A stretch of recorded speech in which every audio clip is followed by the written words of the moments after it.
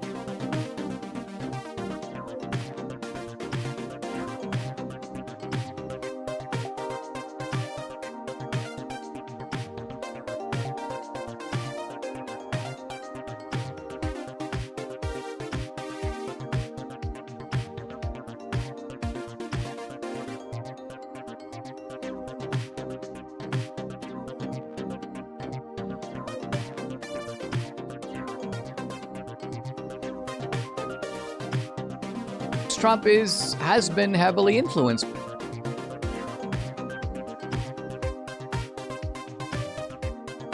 Justin Haskins.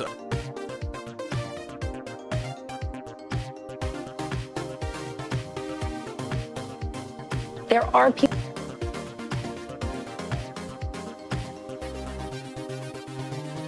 There's a lot I want to.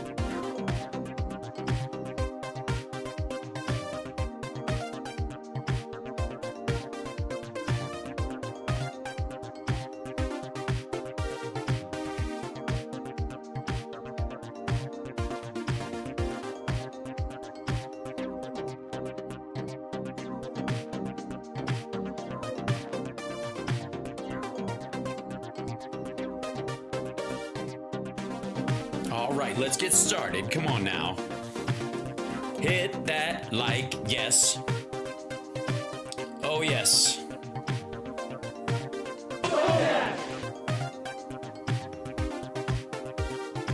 Wildlife refuges. I mean, you look at this, you look at what we do with our wildlife. Michigan gave us Motang.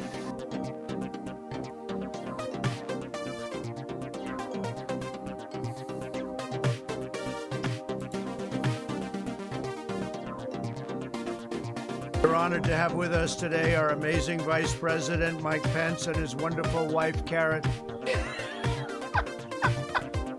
To me, Corona means Italy. Burmisia.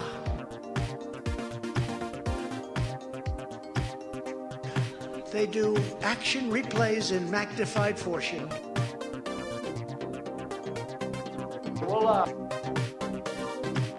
Wow. Go. 5 eggs.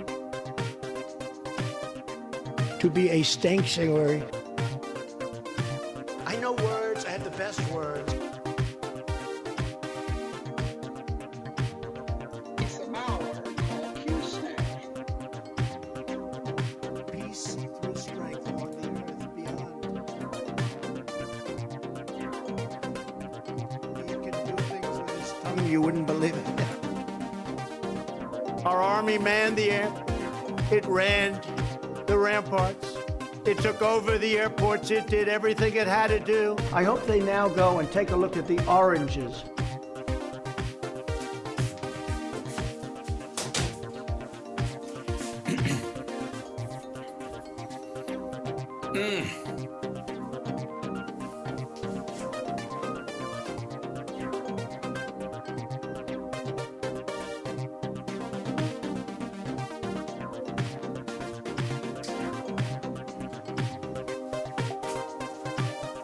Let's just do this. Let's hit it. Let's join in. It's the show. It's Al Sparks Megaworldwide. Like, subscribe, give a thumbs up, support the show. It's the beginning of the greatest live stream in the existence of the interwebs, and of course the greatest one that you will ever see live now everywhere out and about. Whatever your source is, be it YouTube, Facebook, Shitter, or Insta. Or what's the other one I'm in? Twitch. Yes, Twitch as well. Twitch people, throw us some emotes in here. Get us on that hype train. YouTubers, hit me with some super chats. The Venmo's thing is always there because I forgot to mention it this morning because I was dealing with all the technical difficulties that come with doing the greatest live stream all by your lonesome. Now, lots to cover today. Obviously, part of what we'll deal with is the fact that you know how we've talked about many times, and by the way, welcome chat room, the greatest chat room in the world because of the greatest show in the history of the interwebs, the live stream to begin all live streams. That's right. I'd rather be the alpha than the omega. It's a thing. Anyways, point being, hi chat room, is that we've always known about Trump that everything is a projection, right? Everything is. Somebody was asking for that. You can't just throw that out there. I like wood. You know, and expect me not to deeper and longer. Give it to you. Give it to the what's the word? I like wood. I do too. Yeah, it's good. I think it's better than not having it. You know, better to have it and not need it than. I like wood. So, you know how Trump? It's all projection, right? That's the thing we know. Is like Trump. If he's going to accuse somebody of something, it's because he knows either that accusation is headed his way because a story is breaking or a criminal indictment is about to come through, or it's just flat out true. And politically, it's embarrassing. So push that over there. But it also applies to words and phrases, because now in their attempt to kind of fold everything over into, let's see if I can find this. I wanted to find where I could show you the actual, where's the goddamn thumbnail? Because some of them, when I open up the story, the thumbnail goes away. But there are two phrases that are going around. One is Carrie Lake says it when she's on Greg Kelly's show, and I believe Jesse Waters just said it because he's alone, because that's his life, that Kamala Harris has blood on her hands because of the border. That's one of their phrases they're floating. The other one is, it's a cult. That's right. Yes. Yeah. Glenn Beck and others have started floating the idea that Democrats are in a cult. Now, where would they get that phrase? And obviously, look, in all deference to the sparklers and the people in my chat, the fact is, this is not a cult, okay? I'm just going to say, on our side, in this room, in this area, not a cult at all. And I'll tell you why. Because cult is small. If anything, this is a brand new religion. But that said, you know, it's because it's a size thing. That Democrats are in a cult, apparently a cult that fills the internet 5 times a week, 6 times on Saturday. And then, of course, it's so packed. There's like people waiting to get into the internet just to watch this show. So not a cult, clearly not a cult, and we genuflect. So it is a party. Yes, it is the Democratic Party is a party. The Republican MAGA is a cult, and they're apparently getting fucking touchy about it.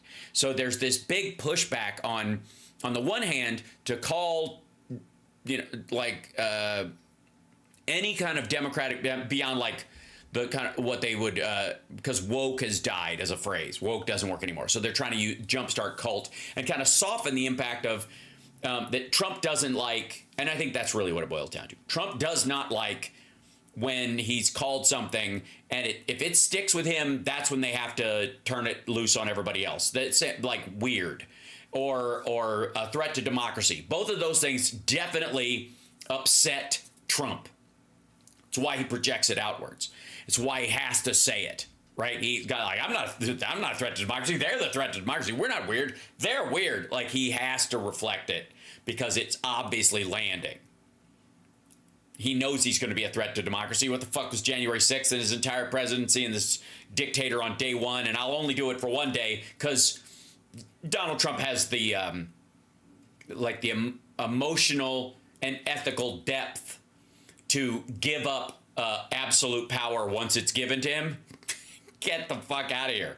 All right. So anyways, let's jump right in because tomorrow night is the Vance Walz VP debate. Very exciting. And details to follow, but I will be joining a group of other comics watching it and during a live stream. And then afterwards, I'm going to do what I normally do, hop over to my channel right here,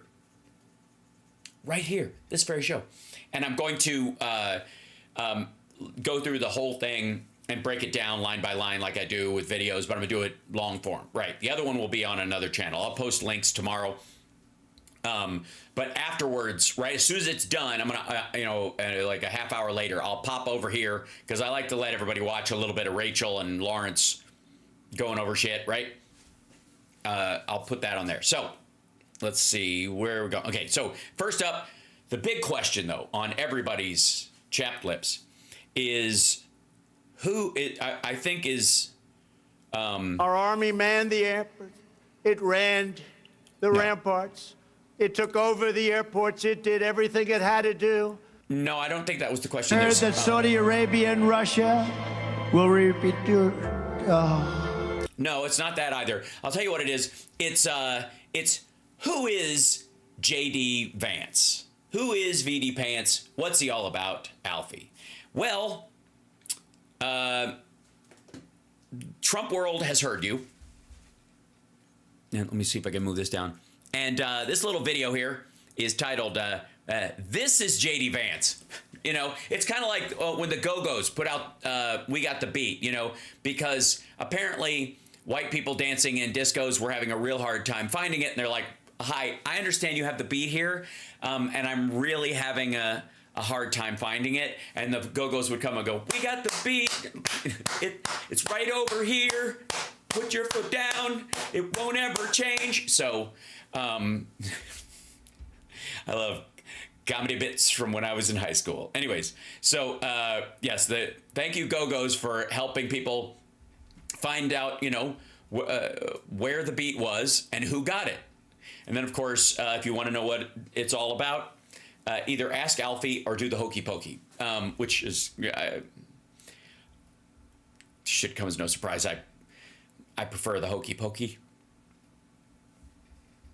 Just saying. All right, now, so let's see it. This is a new ad from Trump's own channel, which has not added any subscribers. It's got 9,000 views, this video. It's hot. It's the hotness. Who is JD Vance? This is JD Vance. A lot of people feel like the American dream is further and further away. You mean like the kind of person who leaves Ohio and goes to San Francisco to become a venture capitalist in the tech world? I know kind of the feeling. I was a Kentucky kid and I went to Chicago and then I drove from Chicago to LA to become an actor. It's had I known, I could have just waited there until Dick Wolf started doing 3 shows a week there. That if you work hard and play by the rules, it's a little bit harder to get ahead.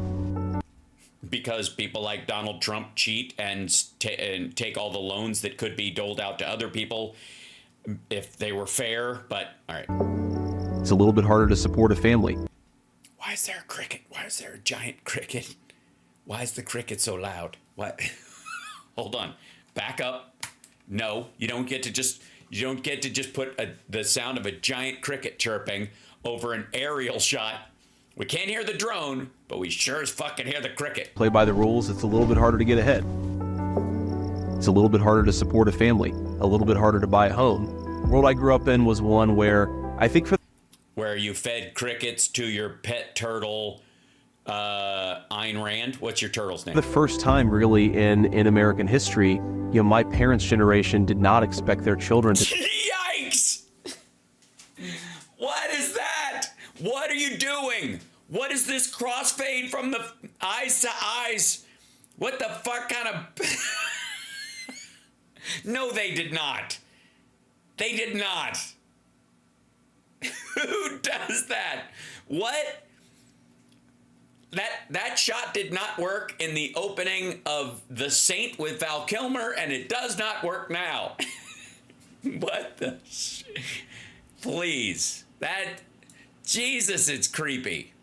Also, some people are like, what's that song? It's, I'll tell you what it is. It's royalty-free YouTube music is my guess. Let's back the fuck up, though. Hold on. Don't give it quit. There we go. I'm really in American history, my parents' generation did not expect their... What is that? What is that? What the fuck is that? What am I looking at? That's just fucking, that's embarrassing. I was not expecting to cringe this quickly. What are you doing? What are we, is this, I gotta say, this seems like a desperate attempt to humanize this douchebag. Their children to necessarily have a better life than they did. And you saw that in all kinds of different ways, but there was this sense growing up in Middletown in the 1990s that a lot of people didn't expect the future to be better than the past, and that's a...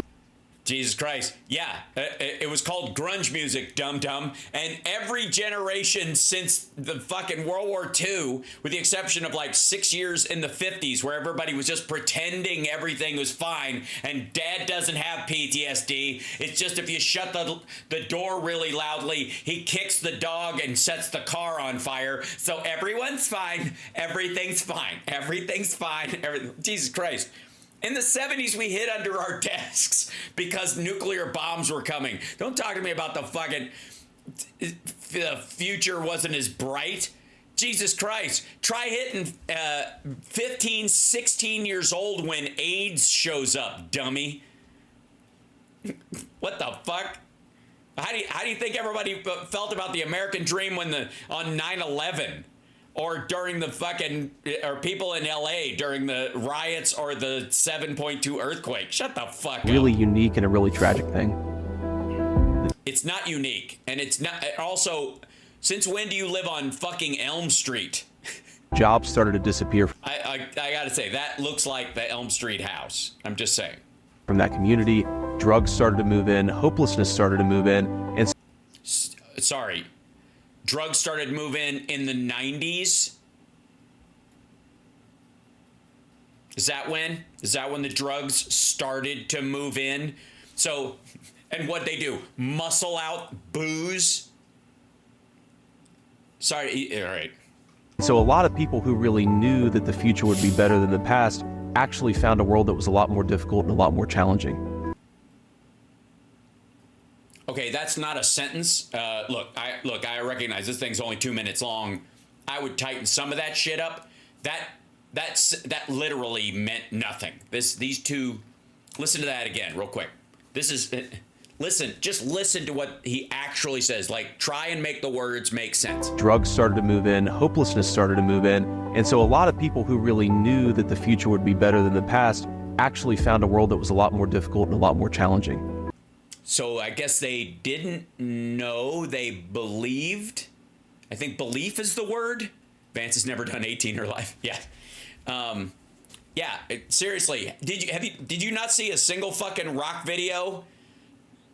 Like, I'm not even asking you to listen to Welcome to the Jungle or fucking Am I Evil? Fallen Angel by Poison is more of a cautionary tale, and that was well before the 90s, dum-dum. I wrote Hillbilly Elegy because I wanted to give people a sense of what it was like to live in a community like mine. I didn't think a whole...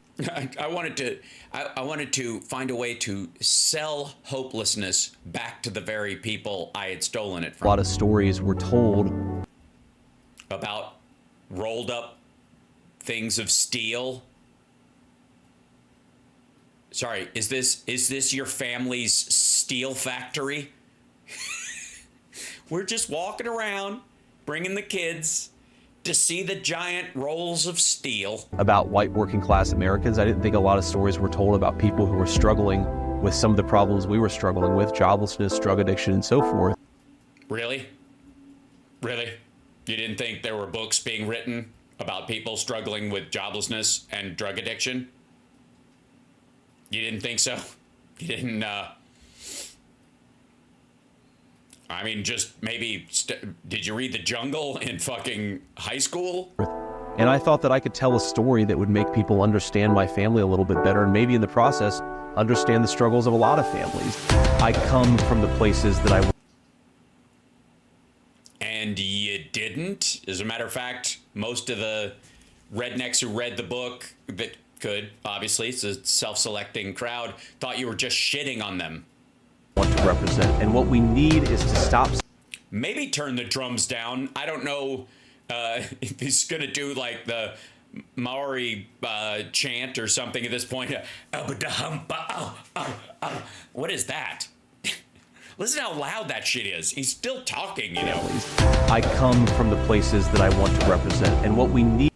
I come from the places I want to represent.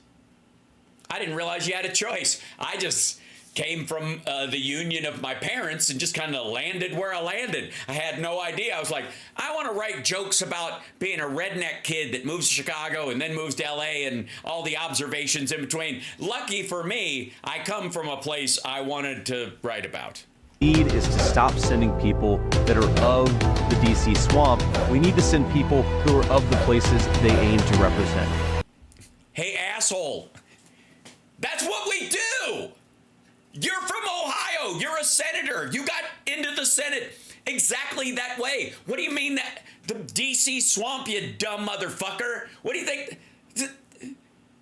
You do realize that everybody else in the Senate and the House gets elected locally, right?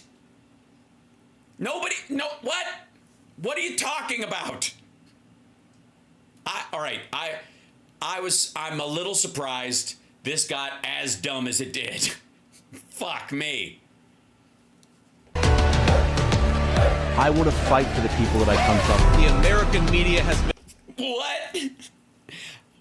I want to fight for the people that I come from. Gets a little gross. It's a little nasty. I want to fight for the people that I come from. I want to fight for the people that I come from.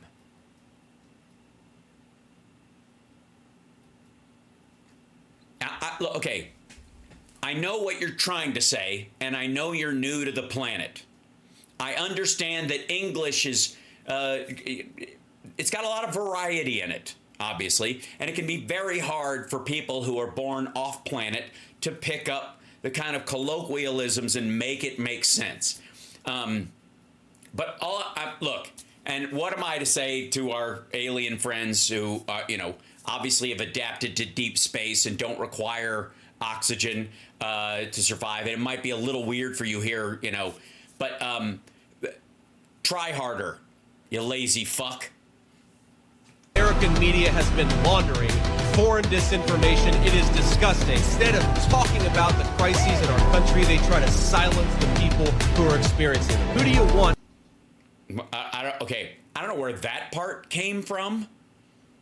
Like, I want to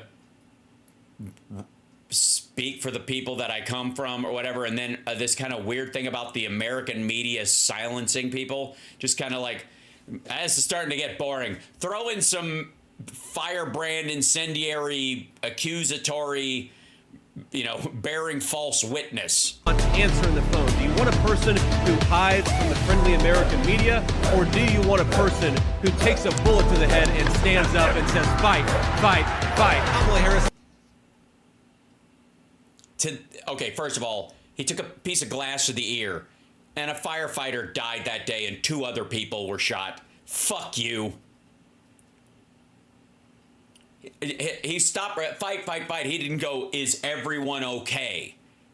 He didn't even find out other people were shot or give a rat's ass till he got to the fucking hospital. And even then, he's like, somebody get their information and somebody else will give them money. Fuck off. You ought to have respect enough for your own people to enforce their border laws and listen to them. Listen to them. To enforce their core laws and listen to them? You mean against retaining classified documents without authorization once you've left office? Something like that? Maybe not provoking an insurrection and arranging for all the people that would be there to know that where they should show up, have coordinating elements in your administration, tell people where to go if they're wearing flak jackets, and tell them to bring bear spray and sharpened flagpoles and shit like that. You mean those kind of core laws, like don't fucking trespass. If you lose the election, you lose it fair, and you lose it fair and square, like be an adult about it, something like that. And when they complain about it, don't pretend they're bad people. We're not. God damn, that the music is so loud compared to his voice. So you can tell that Trump and everybody else hate his voice. Like, can you keep jacking the music up till he sounds mildly macho? Like, I can't really anymore, and you'll just see his mouth moving. Maybe that's best. Bad people for loving this country. You're a bad person for doing this to the country in the first place. That was from his speech last week, where he was like, Kamala Harris wants you to think you're a bad person for loving this country. No, Kamala, you're a bad person for doing what you did to this country. And you're like, what, the $42,000 or 42,000 point stock market, 4% unemployment, biggest reshoring of factories in 60 fucking years? What part? Rising wages? And they did, by the way, fix the pandemic that Trump just went, ugh, and got us out of fucking Afghanistan. You realize we're not there now, yeah?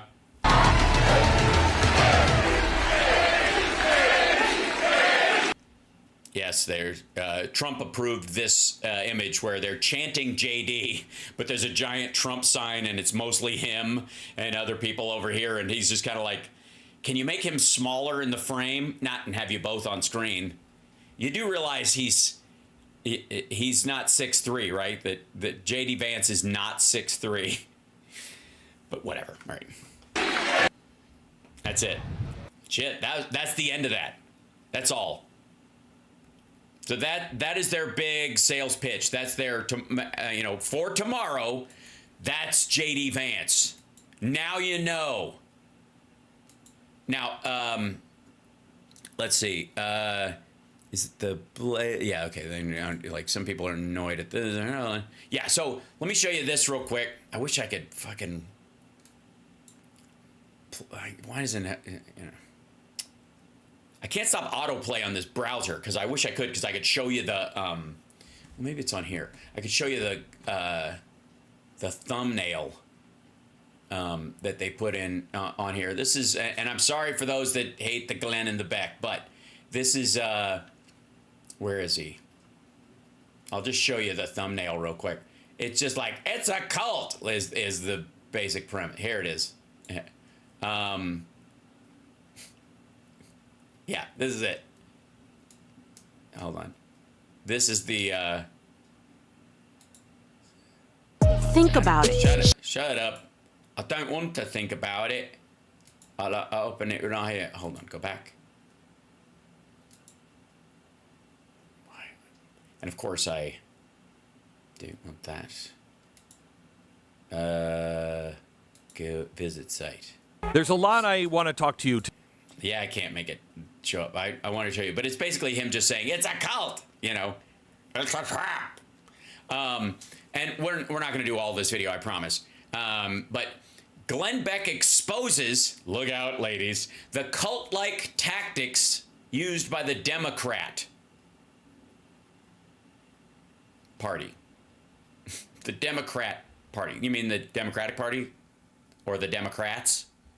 You prick. But, and also, don't be a wuss, man. Cult-like.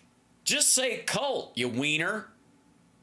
Or were you gonna say cult tactics? But like Trump went, no, we do cult tactics. They're cult light. Today, I just said a couple of minutes ago before we went on the national broadcast.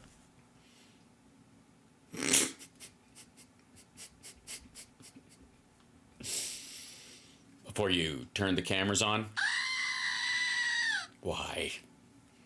Sorry. We're just going to hold on that, Glenn. Nice. Good job. That's great. You know, really dig in there, buddy. You know, most of us would take, I don't know, go like this or, dab, something like that. Why do that when you can get up in there and you can do a fucking, just grind it out of there. Just whatever it is, you'll break it loose. That there are some things that in your nose that I have had on my mind for 20 years. And you're just now getting around to them. Obviously, that concerns me, Glenn, because I don't know how else to put this. But your brain is not what I would call load bearing. Things that I hoped that I would never have to say to you. Okay, now I'm really worried. Did you really just think about these things and like, I hope Look, I'm not going to take any of this shit seriously, but can I please, have any of you had a moment in your life where you're like, I keep having these thoughts, and I certainly hope the day never comes where I have to say them out loud to my fellow citizens. Meanwhile, especially for a dude who's like got verbal diarrhea for a living. But too late. Today just very well may be that day. Well, it might.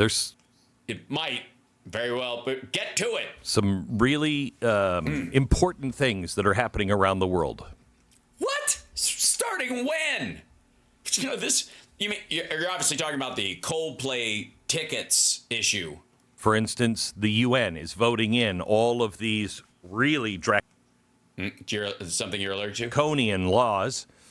The UN is voting in draconian laws. You mean all those laws in the UN that are optional in participation?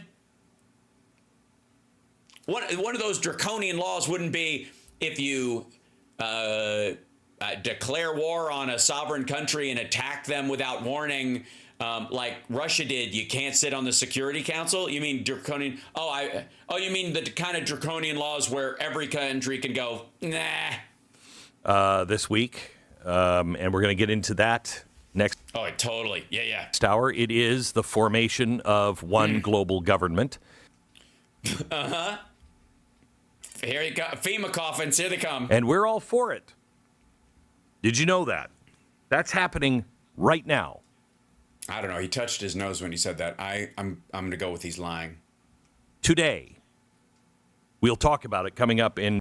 What goes talking? They voted it in, Glenn. It's too late. You had 20 years to warn us, and you fucking did nothing. Glenn, you should have told... You didn't warn us. Why didn't you warn us, Glenn?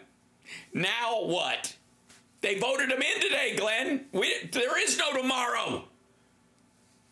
There is no tomorrow. There is no tomorrow. There is no tomorrow. Note to self, I need a descending echo effect in future for moments like that I can turn on and off with a single switch. Thank you. In just a second. A second, 20 years, 10 minutes, it doesn't matter. Glenn, it's too late. Too late. Too late for love. All right. We're not talking to each other. No, we're not. We're watching you fucking dig for boogers in your nose, you cretin. I can't do it. I can't do it. This has got to be one of these cult-like tactics he's talking about. I don't know. I think every day of my friend. Of maybe eating better and getting some exercise so that your nostrils aren't full of mucus and you clearly are developing sleeping issues that are causing bloating. Dude, fuck me. And some of my family members who are living in a dream. Oh, you mean the ones that don't have to talk to you all the time? Yes, they do. They greet each other at home. Like they walk in and go, did Glenn call today? Nope. Living the dream. They just, they hate Donald Trump so much, they just can't get past it. Past what? The rape? The theft? The myth? The bigotry? I mean, you know what? Fuck me. All of it. It's a big, grotesque Trump soup. And they think that, I'm delusional. Well, I never thought I would ever say this, but I don't doubt that I have some viewers who are in Glenn Beck's extended family, and I would like to welcome them to the show. You don't have to tell them you watch, and it'll be our little secret. And it's totally fine.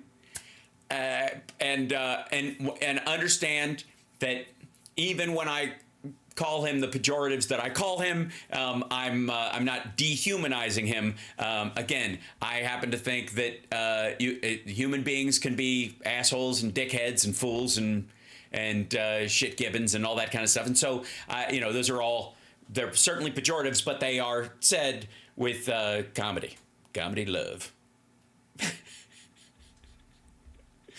Really? Your family thinks you're delusional, Glenn?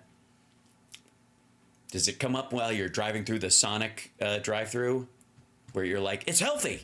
I know you have this in your family. You got to... That is my family, dummy. My entire family thinks you're delusional. Remember, in my family, I'm the stinky brother. I was the youngest, so... Well, at least you can't smell it. What does Glenn know? How to milk preppers of their last nickel? Nobody in my family is impressed by me, so... Well, they have, in their defense, they've spent more time with you than anyone else. Good thing, too. It keeps you humble. But it's hard. It's hard because I know what I know. Do you, though? How do you talk to people? Why can't they see the things that you see? Maybe because they're not there. Glenn, you might be onto something. Maybe no one can see it because it's a myth. Because it's a delusion on your part. How come they can't see? This isn't... Well, tell me what... here's a good idea, fuckwad. Pick one thing. How come they can't see this? And I will explain to you how that, whatever it is not there. And they can't see it, not because it's invisible, because that gives the illusion that it could exist like bacteria or oxygen. You just can't see it. This does not exist. Whatever you're talking about, which is why you're not talking about it, if you bring it, well, maybe, in all fairness, I have not pre-watched this. Maybe he gives an example. I doubt it. It's about Donald Trump. It's not about... Yeah, it is. Donald Trump. It is... Then why couldn't the Republicans elect someone else? Why can't anyone else? What? He lost last time, fuckhead, and they still couldn't get somebody in through the primaries. If it's not about him, why did he run away with it? I mean, he lost 40% of the primary vote to Nikki Haley even after she dropped out, because a lot of Republicans apparently aren't delusional like you are. It's truly about freedom. Oh, okay. Cool story, bro. It's about, guys, it's about freedom. Obviously not for women. But they are being told that Donald Trump is the biggest obstacle, the biggest danger to freedom in the republic. I'll just go with obstacle. Yeah. Danger, no. He's not dangerous anymore. He's kind of fading, but he's definitely, I mean, in any circumstance, something you have to go around. And I think in some ways, COVID-19 broke us. I mean, this has been happening for a while, but COVID-19 broke us. People who were once reasonable began to call for the banishment of the unvaccinated from civil society. Really? The people in your family? The banishment of the unvaccinated from civil society? Well, I think largely while we're trying to get a grip on a pandemic, that can happen. I mean, right now, if there's a measles outbreak, it's because of fuckheads like you and your friends, and kids can die from it. So, it's kind of a moral issue. But we have not set up an M. Night Shyamalan system or fucking catapults to jettison the unvaccinated and banish them. And if you'll notice, Joe Biden's been in power for years, and it hasn't happened.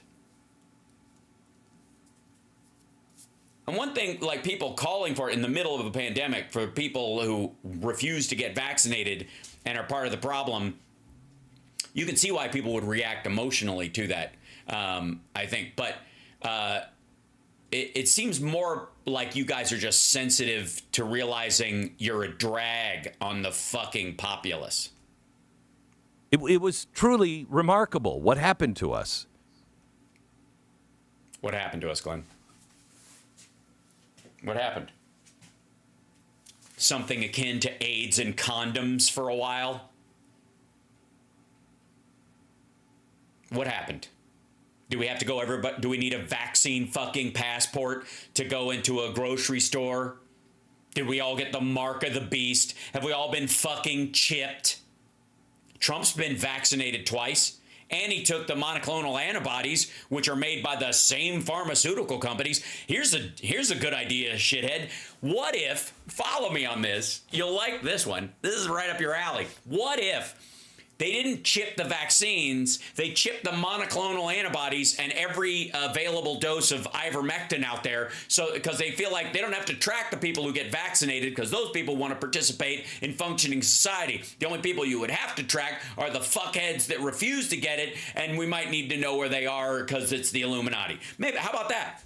How about that? I mean, that sounds like a pretty good plan, right? Or what about there's a chip in all of it, fuckhead? There's not a chip in any of it.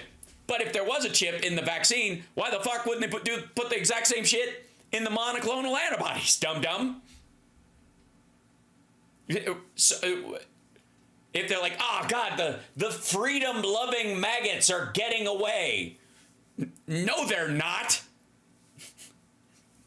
We'll put it in Ozempic. We'll put it in, like, are you nuts? Like, why? If you can put it in one thing and they can't trace it, why didn't you put it in everything? Stupid. Glenn, it's in the shakes at Sonic. Dun, dun, dun. All right. People were saying...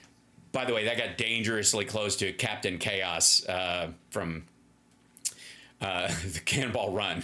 Dun, dun, dun. We should be sent to jail if you didn't get vaccinated. Well, not just for not getting vaccinated, but for like if you intentionally like coughed all over people and gave it to them and they died. I mean, that would be, remember all the people you talk about who like knew they were HIV positive and infected other people, and some of them died, and they're like, these people should get, they're murderers, right? He was on the side of that. Some people said we shouldn't get medical care, doctors, nurses. Well, you kind of opted out of, like, if there's limited number of ventilators, let's say, and the people who are like, fuck it, I don't need a vaccine, who need a ventilator all of a sudden, wouldn't you argue ethically they have to stand in line behind the people who got vaccinated but are just because of immune issues or other stuff, or, you know, it affected them worse? Said they wouldn't treat people. And no one went without treatment. Not a single person.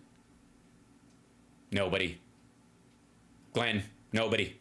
Find me one. Find me a maggot someplace that showed up at the hospital and couldn't get treated. And also, where'd you hear this? Third-hand right-winger going, I heard a friend who said a doctor told him that if they came in there, they wouldn't even do it because he saw this clip on MSNBC where James Carville was saying they shouldn't even get treatment. And they were like, yeah, Dr. Carville said I'm not allowed. Like, fuck off. You let people with cancer die. No, they didn't. Death was divided by vaccine status. No, it was not. And treated accordingly. No, it was not. Information was censored, quote, for our own good. Well, I mean, look, I think it's for our own good that child porn is not readily available on the internet for free. Glenn disagrees. He doesn't believe that the government should intervene in situations just because they think it's for our own good. Okay? And that's where Glenn and I will always disagree. I am anti-child porn and certainly anti-free availability of it. And Glenn is 100% for free child porn on the internet. Just saying. According to him, right now.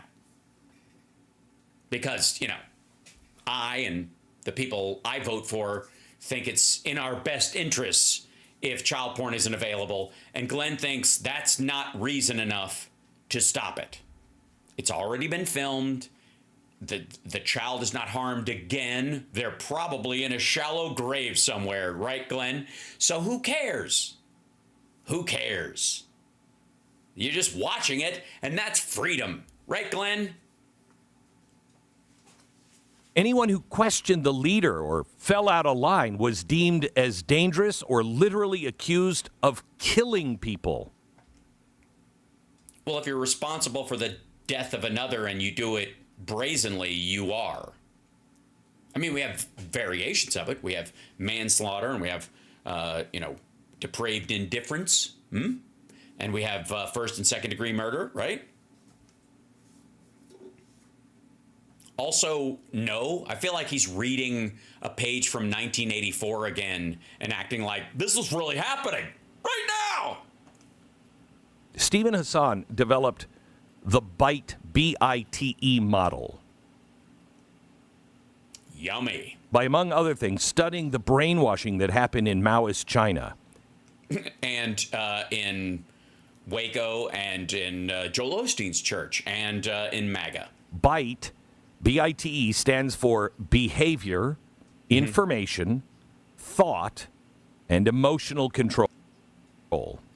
So BITEC. Sorry. Wouldn't that be... Emotional control is 2 words. Unless it's hyphenated. Which it isn't. Bite? That's what he came on? It's BITEC. That's BITEC. But yeah, BITEC. BITE. BITEC. It's BITEC. Just saying. It's BITEC.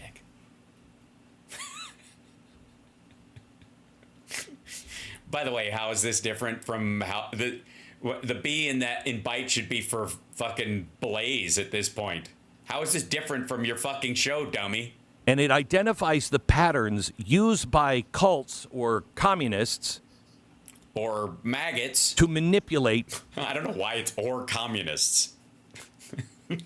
Like that's how we divide them. Mind control in the world is 2 major groups: cults and communists. You know, what about self-help gurus? And don't leave Rusty Trombone out of this. They're members. This is the same things that the Germans did, the Nazis did. Yeah, it totally is, but with better clothing, I must admit. We are very well dressed compared to this tea and bone nonsense that's just cut your balls off and put it in your shoes and wait for the spaceship behind the comet. It's all very interesting, but the outfits were terrible. You need sharp, pointy shoulders and very smart belts. Now, there are 50 attributes to watch. Oh my God. I don't have time for this shit. 50? Dude, I gotta tell you, it sounds like this BitTech book he's writing. He's just trying to pad out the pages. 50. Just give me the top 5, asshole. But I want you to listen to this. Mm-hmm. I don't know. I don't know. You're starting to sound like a cult leader directing people to scripture. I don't know if I'm going to have time to go through all 50, but I'm going to probably not hit many of them quickly. But I want you to listen to this and compare them to your experience during the COVID-19 pandemic and right now. Okay, glad to do it. Let's do it. Here we go. This is what we went through in COVID during the pandemic and what's happening right now versus then and this thing. Cool. All right. Here's what a cult does to its people to indoctrinate them. Is there robes and spankings involved?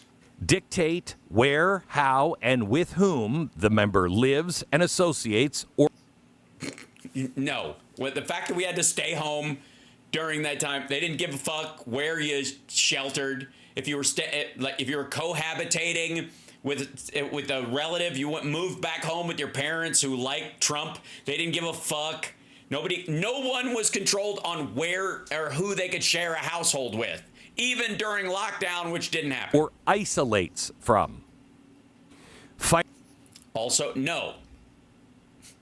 No, they didn't pick who you isolated from. It was a generalized distancing from everybody because of a contagious disease. And it wasn't like, all right, black people all in the house, white people all in the house, Asian people over here, and then, all right, my political group, all right, economic separation. That's what a cult does, dummy. They make sure you can't talk to anybody else. Sorry, was there a filter on fucking Zoom that kept you from talking to your dickhead Glenn Beck relative? Financial exploitation, manipulation, or dependence. Oh, I see. The bailouts were the government putting us in a government cult instead of just trying to salvage the economy from a pandemic. Oh, by the way, the payouts that Trump signed off on and increased the debt by 1/3. Restrict leisure, entertainment, and vacation time. But I got to tell you, that sounds like the Project 2025 plan for the elimination of unions. Vacation time? Yeah, I felt like most of you, hey, who felt their vacation time during COVID was limited? Permission is required for major decisions. Does any of this sound like COVID-19? No. No. Not catching a disease during a pandemic is not a major decision. It's actually pretty fucking pedestrian. But if you wanted to start a business from home, you could. If you wanted to start watching TV preachers till you were fucking blue in the face and change religions during it, you could. Well, what the fuck? What major... holy shit. I can only think of a few things, major life decisions you couldn't do during lockdown, and most of them involve gender transition, asshole. Because you couldn't go to the hospital and it was considered elective, I guess. That's a pretty major one. What do you mean? No tattoos for 8 months until there was a vaccine? Or I guess at all if you're afraid of needles? Again, this is such horseshit. Rewards and punishments are used to modify behaviors, both Yes, it is. Positive and negative. Well, it's all, even when it's negative, it's positive. You can go to work if you're vaccinated.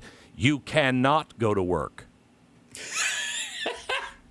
Well, it's not a reward for getting the shot. It's the reward that you're now no longer, you can interact with other people. And if you do catch it, you're not going to end up in the hospital and take a bed of somebody who might be immune compromised or something like that. And if you got I guess technically the Johnson & Johnson one, you won't catch it again, more than likely because the mRNAs are slightly different than the standard vaccine, that kind of stuff. You can be out and about because now we don't have to worry about you, if you do catch it, ending up in the hospital and taking up valuable resources would be the thing. It's not necessarily, it's not a fucking cookie, dummy. If you haven't. Also, by the way, why is going to work a reward in that situation? I think most people were like a little frightened by how happy they were staying home. Had the vaccine. Discourage individualism. You are all different. I'm not. Shh. Encourage groupthink. You mean like wearing all the same color hat and with like letters on the front of it that are steal a phrase from Ronald Reagan in 1980, or hashtag America First, which was a phrase that Nazis used to keep us out of World War II because they wanted to wait until all the Jews were dead before we jumped in. Impose rigid rules and regulations. Instill dependency and obedience. Yeah, still no. Deliberately withhold information. Distort information to make it more acceptable. Distort? A spoonful of sugar makes the medicine go down. Systematically lie. Okay, well that's the Glenn Beck program. This is so. Are you sure this isn't the Blaze's mission statement? Number 12, minimize or discourage access to non-cult sources of information. Don't do your own homework. Well, again, doing your own homework if you're in medical school is a great idea. And also, propaganda is not information. But please continue. God forbid, you're not doing your own homework, are you? Internet, TV, radio, books, articles, newspapers. Also, you can do your own research, but you can't promote said research after you've done a glance of it and say, ivermectin will save you from COVID, if you're not a doctor and you don't know that that's true, and you might lead people into not taking proper care of themselves and doing this. That's why there's this whole these supplements have not been verified to cure or prevent any disease. That's why that's on the end of everything. And it shouldn't be just, it only applies to like supplement companies and medical businesses, largely because they're in the process of convincing people to do something. If you're saying that yourself and then someone takes your advice and they die from it, a caveat might do something. I'm not telling you what to do, but I'm going to do this. Nobody got kicked off of Twitter for that. Magazines, media, all critical information. Don't talk to anybody who disagrees with what the leadership says. So Shitter was shut down. and keep people so busy they don't have time to think or investigate. I'm sorry. All right. Well, all right. Now we're done. Because I don't know if you know, but during COVID, people had a lot more free time than they're used to, stupid. Busy? Busy what? Binge watching TV shows and true crime? Busy. Fuck you, busy. And control through cell phone with texting, calls, internet tracking. Texting, calls, internet tracking. Oh, you mean like Mike Johnson does with his adopted son and their porn watching? In a cult, information is tightly controlled. Tight? Members are discouraged or forbidden from doing homework outside of the cult. Right. So MAGA. Right. Critical thinking and questioning are not just discouraged, they're seen as signs of betrayal. Right. Again, MAGA. Yeah. That's the way MAGA acts. Yeah. Sound familiar? Yes. Sounds like the Blaze, Glenn. Encourage I would like to remind you that Glenn has access to a team of people at the Blaze. Like they have multiple shows there, and he never has on guests that disagree with him fundamentally on anything. Ever. Not ever. Not one. Certainly not somebody like me. But I mean, not even like the baby aspirin version of me, like David Pakman or something, right? That again, that's why I think maybe he's talking about himself. Spying on other members. Yummy. Extensive use of cult-generated information and propaganda in. Oh, you mean like RT and the Tenet Media thing and right-wing radio and the Blaze and Daily Wire and, forming your own social media networks separate from the bigger ones like Parler and Getter and Truth Sinkhole. Including newsletters, magazines, journals, audio tapes, videotapes, YouTube, movies, and other media.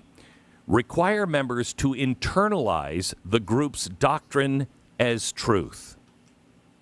Why are you looking around like that? Because you know Stu hasn't. Stu hasn't been doing his homework. Or he's been doing his own homework, if you know what I'm saying. Think, if you're not an anti-racist, you are a racist. No, I'm not. And again, marginal people in the thought space on college campuses are writing books about this, are not dictating the fucking Democratic Party's platform. That if, did you hear that said at the DNC, dum-dum? No. And if it was a cult, you would have. And come to this program that we're now having in your office and internalize it. Say it. Live it. No. I guess didn't happen. So am I supposed? You know what? Maybe it will. That's it. It is the end times after all. I've got to wait for the Antichrist has arisen and has arrived, and he's just getting his bearings though. Say it. Preach it. Like it, smack it, whip it, do it. All right. Instill black and white thinking. You mean about like what kind of jobs people do and who people are, what dangerous people coming into the country look like, crossing the border of a certain color versus flying into the country from Europe, let's say, or they sneak across from the Congo. Ooh, that's extra scary. Decide between good and evil and organize people into us versus them. Okay, again, MAGA. The use of loaded language and cliches that constrict. Like make America great again and America first and think about it and like no one's ever seen before and the greatest ever and I know the best words. Knowledge. Stop critical thoughts and reduce complexities into buzzwords.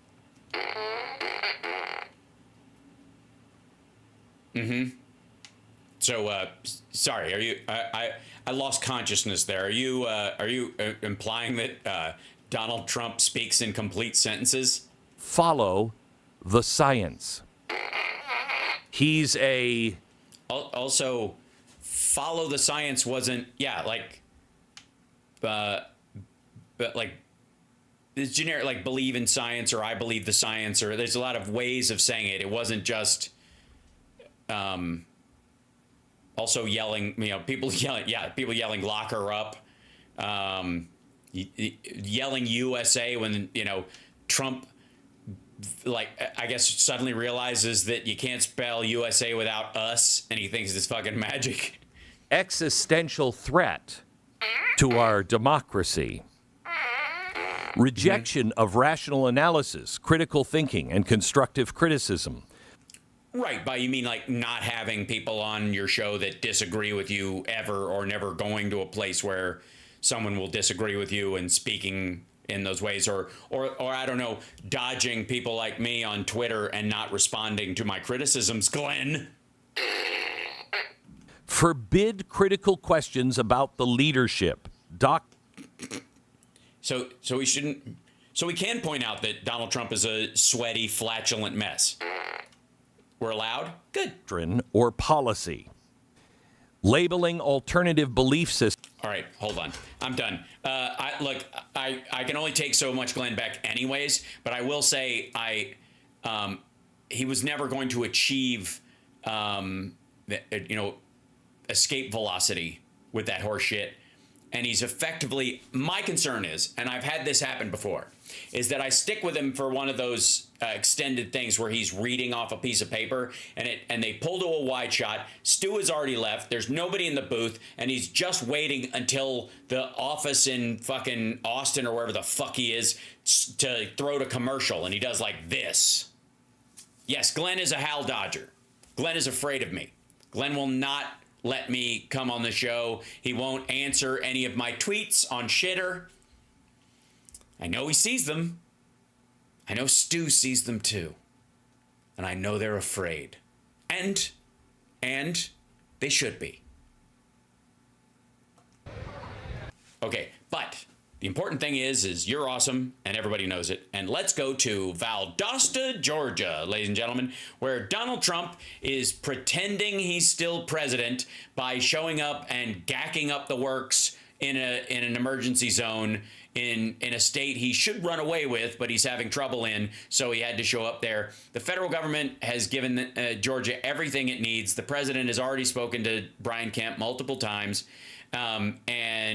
Trump comes down here, does a little tour of the stuff to slow the rescue efforts and slow down any repairs or anything they were doing by just again gacking up the works with all of his crew and his fucking Secret Service detail and all that shit. It'd be better if he just stayed the fuck away. But here he is, and he's making statements, and he's like, "Wow, wow, it's so sad," and wow. And he goes in here, and then oh, that's Franklin Graham, by the way, the preacher guy. And then there's some orange maggots, and there's a lot of Secret Service. And then he goes through, and he's like, hold on, see if I don't know if people are yelling at him. The mic is not live most of the time.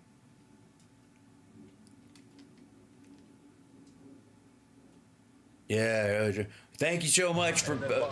I think boss here, you there. Yes, sir. Boss here, you there. They're talking about where he's going to stand. You do a fantastic. Very much, everybody, for being here, and it's an. Hold on. Well, thank you very much, everybody, for being here, and. Yes, and we'd like to apologize to Jor-El. Apparently, he picked a really bad time for Kal-El to arrive on Earth, and his spaceship got stuck in the ceiling of this building. An honor, and thank you to all of those great people at Samaritan's Purse who do. We've seen you at many different sites over the years, and you do a fantastic job in Franklin. It's great or whatever. Whenever I'm in these hot places, I do my orange spray tan, miss my ears, and then right before I come in, I'm eating something, I go like this, and I wipe the orange off my lips, and they're covered in cake dust, and now that it looks like a weird minstrel show. The job that Franklin, who's right here, does, Franklin Graham, we appreciate it. We have, I think I can just go through the list. We have so many people from the...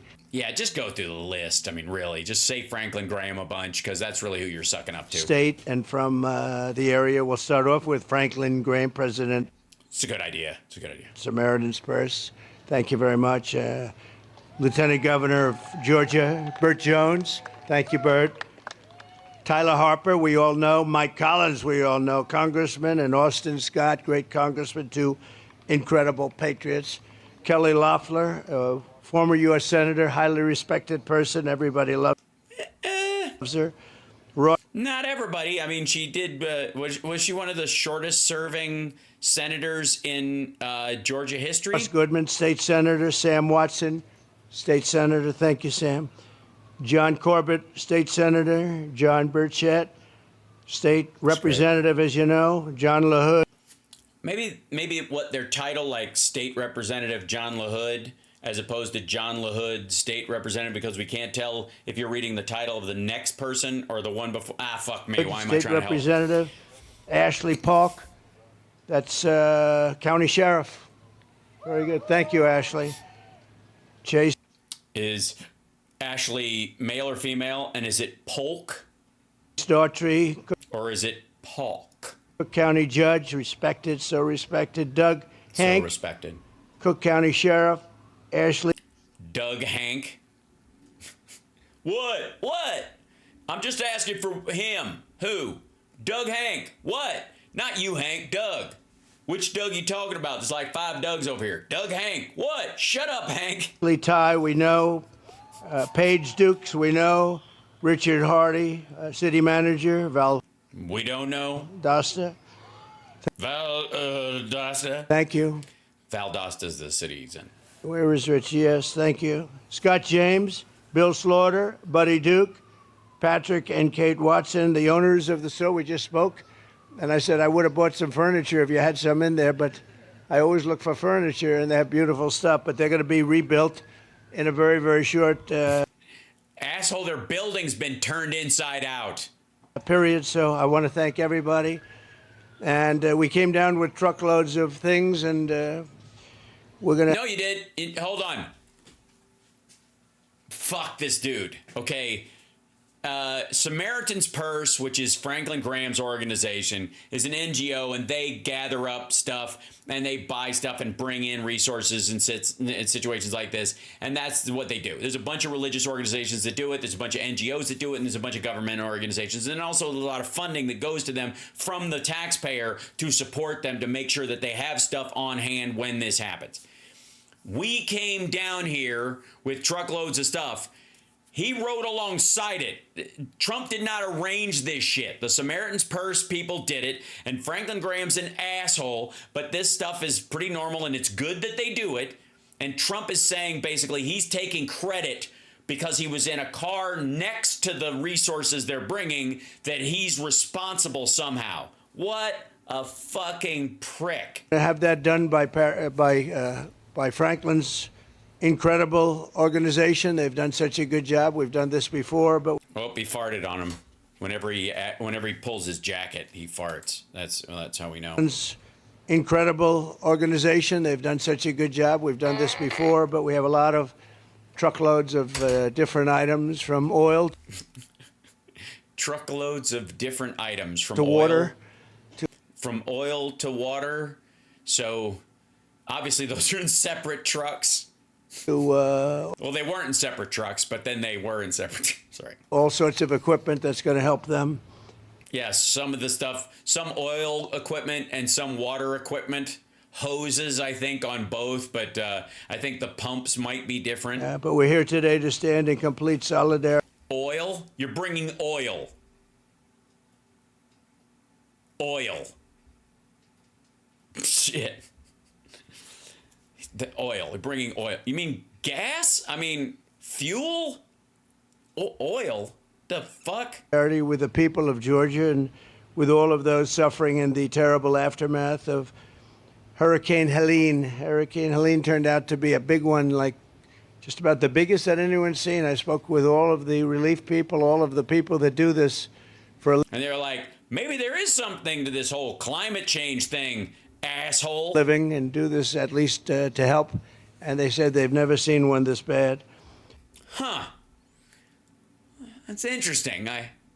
Is there a reason why the weather, which is part of the climate, might, I don't know, be more extreme now than previous? I don't know. Valdosta has been ravaged. The town is very, very badly hurting, and many thousands are without. Ravaged? Like it's laying there at, like, with its skirt, like, and dress all asunder. I can't believe he took me. I must live in ignominy now. I'm Valdosta. I've been ravaged. Without power, they're running low on food and fuel. We brought a lot of it down with us. Yes, don't get it mixed up, though. I don't want them eating any of the oil. It's going to be distributed now or soon. Yeah, they just stand there and he'll hose you with it. Throughout Georgia, as well as North Carolina, South Carolina, Florida, Virginia, Alabama, and Tennessee. That's a big one. And the devastation wrought. Tennessee, yeah, it's a wide state. Yeah, it's kind of a broken rectangle. By the storm is incredible. It's so extensive. Nobody thought this would be happening, especially now it's so late in the season for the I know. Helene, where have you been? hurricanes. Homes, hospitals, highways, and cars have been plunged underwater. Entire neighborhoods have been turned into lakes. Nobody's seen anything like it. And We've all seen lots of stuff like it worldwide and before. Yes, we have. Honestly, is this also like this is the first time people like have seen flash or surprise flooding in the country in our lifetimes, much less ever? every family that's been displaced here in Georgia and North Carolina, which has really been hit. We were going there also, and they don't have communication. They don't have anything right now. Nothing. They don't have people. They don't have water. That's it. It's flooded, and there's no water, and there's no ground, and there's no trees or buildings or people or place, or it's just a void. Like you go up to it, and it's like this glowing void. It's like basically a black hole. Now that we're trying to. I just spoke to Elon. I'm getting him. We want to get Starlink hooked up because they have no communication whatsoever. Hooked up? What do you want to run a cable to the fucking satellites? However, and Elon will always come through. We know that. Well, unless you have a Cybertruck and you don't want it to catch fire or electrocute you while it's being charged. And so we're working on that, getting them hooked up. They asked me whether or not that would be possible. And we're going to try and get the Starlink in there as soon as possible because they have no communication. And throughout the That also, yes, they do. region, our hearts are with you, and we are. How would, if they have no communication, how would you communicate that they need Starlink? Going to be with you as long as you need. It's called an hour of need. You're in our. Oh, so an hour. We'll be with you as long as you need, as long as it's an hour or less, I guess. It's an hour. Look, we're going to charge you for the full hour. Fuck me.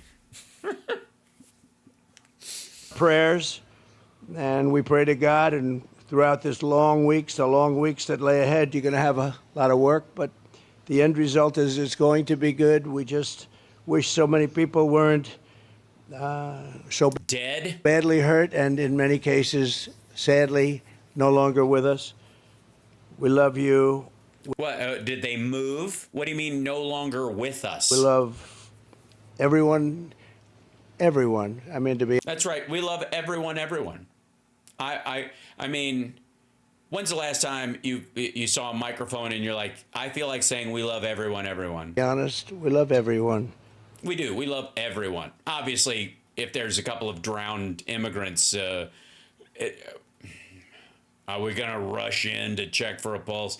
Probably not. And we'll be back again soon. And we'll continue to help until you're bigger. I say bigger, better, stronger than ever before. But again, you can't. What do you mean bigger, better, stronger than? This will be the strongest storefront for furniture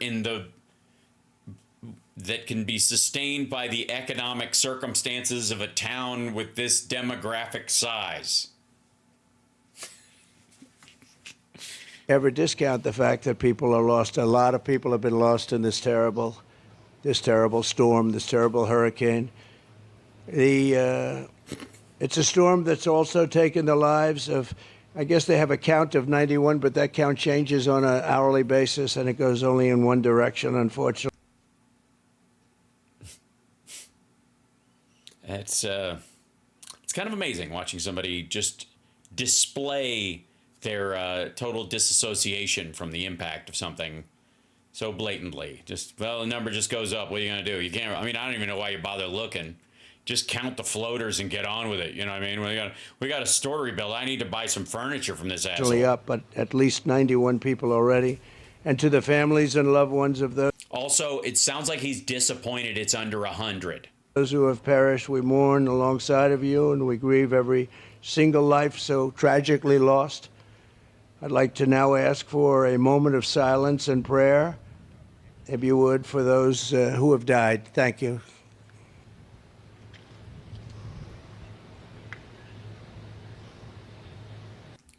Breathing into the mic doesn't count.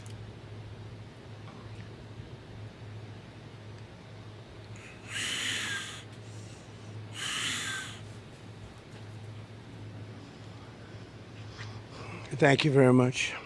As you know, our country is in the final weeks of a hard-fought national election. Yes, that's when I would bring it up, right after the moment of silence for the dead people. Bring up voting. But in a time like this, when a crisis hits, when our fellow citizens cry out in need, none of that matters. We're not talking about politics now. We have to Yeah, you are. all get together and get this solved. We need a lot of help. They have to have a lot of help down here. We look out for one another. We pull together. We pitch in. We persevere, and we pull it through. We pitch in, persevere, and pull it through, and pound it, and poke it, and fap it, but that was spelled with a PH. That is really the American spirit. That's what made America originally great. Maog. And that's why today I've come to Valdosta with large semi-trucks, many of them, filled with relief aid. Yeah, many of them are, I mean, some of the ones that are smaller, obviously. And a tanker truck filled up with gasoline. We have a couple. Okay, good. So I'm glad they've refined the oil into gasoline since you've been there. Of the big tanker trucks filled up with gasoline, which they can't get now. And you're just not letting them? we'll be working to distribute it throughout the day. And I want to thank again Franklin Graham and everyone at and the Crackers. That's basically everybody here. Samaritan's Purse. You people are fantastic, by the way. And people appreciate you very much. Yes, especially me for allowing me to co-opt all the charity work you do by pretending that I participated in it. For the incredible partnering and work that they've done, not only here, but all the time. They always seem to be the first ones at areas that need help. No, they aren't. No, they are not. Thanks, Cheryl. Hi. No, they're not the first ones there. You know who is? The FEMA and the fucking Red Cross. Short time ago, I received a briefing on the situation. Oh, did you? Who briefed you? Stephen Miller? Here in Valdosta from FEMA and the National Guard, as well as a number of state and local officials, quite a few of them. It's amazing. You mean you called them? And they're like, yeah, we're busy briefing the actual president right now. Can we call you later? The way it's just all been pulled together. Really amazing. I want to thank. Yeah, it's almost as if the government is run by competent people right now. Mayor Scott James, Valdosta. Oh, God. Where is Scott? I don't know. He's a name on the list. You already read the names on the list, and now you're back to reading more names on the list. It's great. Hey, Scott. Thank you very much. Really great. Really great job. I want to thank Lieutenant Governor Burt. Honest to God, great job doing what? All due respect, and I'm sure he's fine, but all he's doing is standing behind you while you yammer, while the stuff behind you is not getting cleaned up. Right now, there's nothing happening in that space because you're fucking standing there. Burt Jones and Agricultural Commissioner Tyler Harper, representatives, as I said before, Austin Scott and Mike Collins, and all of the others present. I also want to thank Governor Brian Kemp, who's working around the clock to get this problem solved. He's working hard, round the clock. We all round which clock? Is there a clock in his office and he just kind of stands around it, or? Also have a salute to the incredible first responders, law enforcement heroes, and they are heroes. Excuse me, the first responders are Samaritan's Purse. You mean if the cops and the firefighters and the EMT showed up, they were the second responders because you just told us Samaritan's Purse got there first. Doctors, nurses, firefighters, Coast Guard, National Guard, who have been serving with proctologists. Such extraordinary grace, and the work is incredible. Nobody thought they'd see something like this. Why not? You're the best. You are truly the best of America, and you're appreciated by America. Sometimes you don't feel that way, but you're very much appreciated by America. And I know each. What? When do people cuss out like first responders, like emergency first responders, fucking ever? Like cops have to deal with a lot of bullshit, but who the fuck shows up at a flood and they're like, boo? Each and every one of you is giving to this community of everything you have. You're doing things that you wouldn't normally even think about doing. Why not? You wouldn't think about bailing out someone's home unless it was flooded, I guess. But if it was flooded and you thought about it being flooded, you'd go, I'd help. But you never thought you would, did you? You always thought, fuck that guy and fuck them. But now that Trump's here, I'm like, maybe I'll think differently about this whole thing. The people on the ground are doing the best they can in every challenging circumstances. Well, someone should help them up. We do need some help from the federal government. They have to get together, ideally with the governor. The governor needs to, he's been trying to get them, and I'm sure they're going to come through. But he's been calling the president, hasn't been able to get him. Bullshit. They talked yesterday or the day before this. I guess is this yesterday? This is streamed live 5 hours ago. So they spoke yesterday already.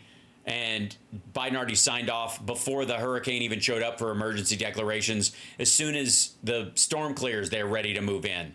We don't even wait anymore. But they'll come through, I'm sure. And Georgia and North Carolina need the help probably worst of all. But North Carolina has really been hit. They have. Yeah, I need their vote a lot. So they've really been, and I feel better about Georgia because it's got a Republican governor. But I feel like because of that Mark Robinson thing, I'm probably going to lose North Carolina. So I should kiss their ass. Really right now. been hit. Nope. They say nobody's seen anything like that at all. Every part of these communities has been affected by this brutal storm, and countless Georgia cotton and pecan farmers. The farmers have been affected, Kelly, very, very badly, very, very badly. Yeah, Kelly, you know this. You're a farmer.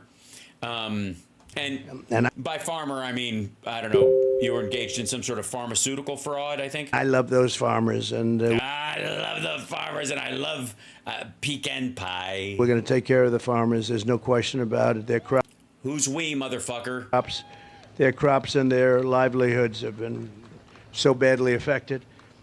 So badly affected.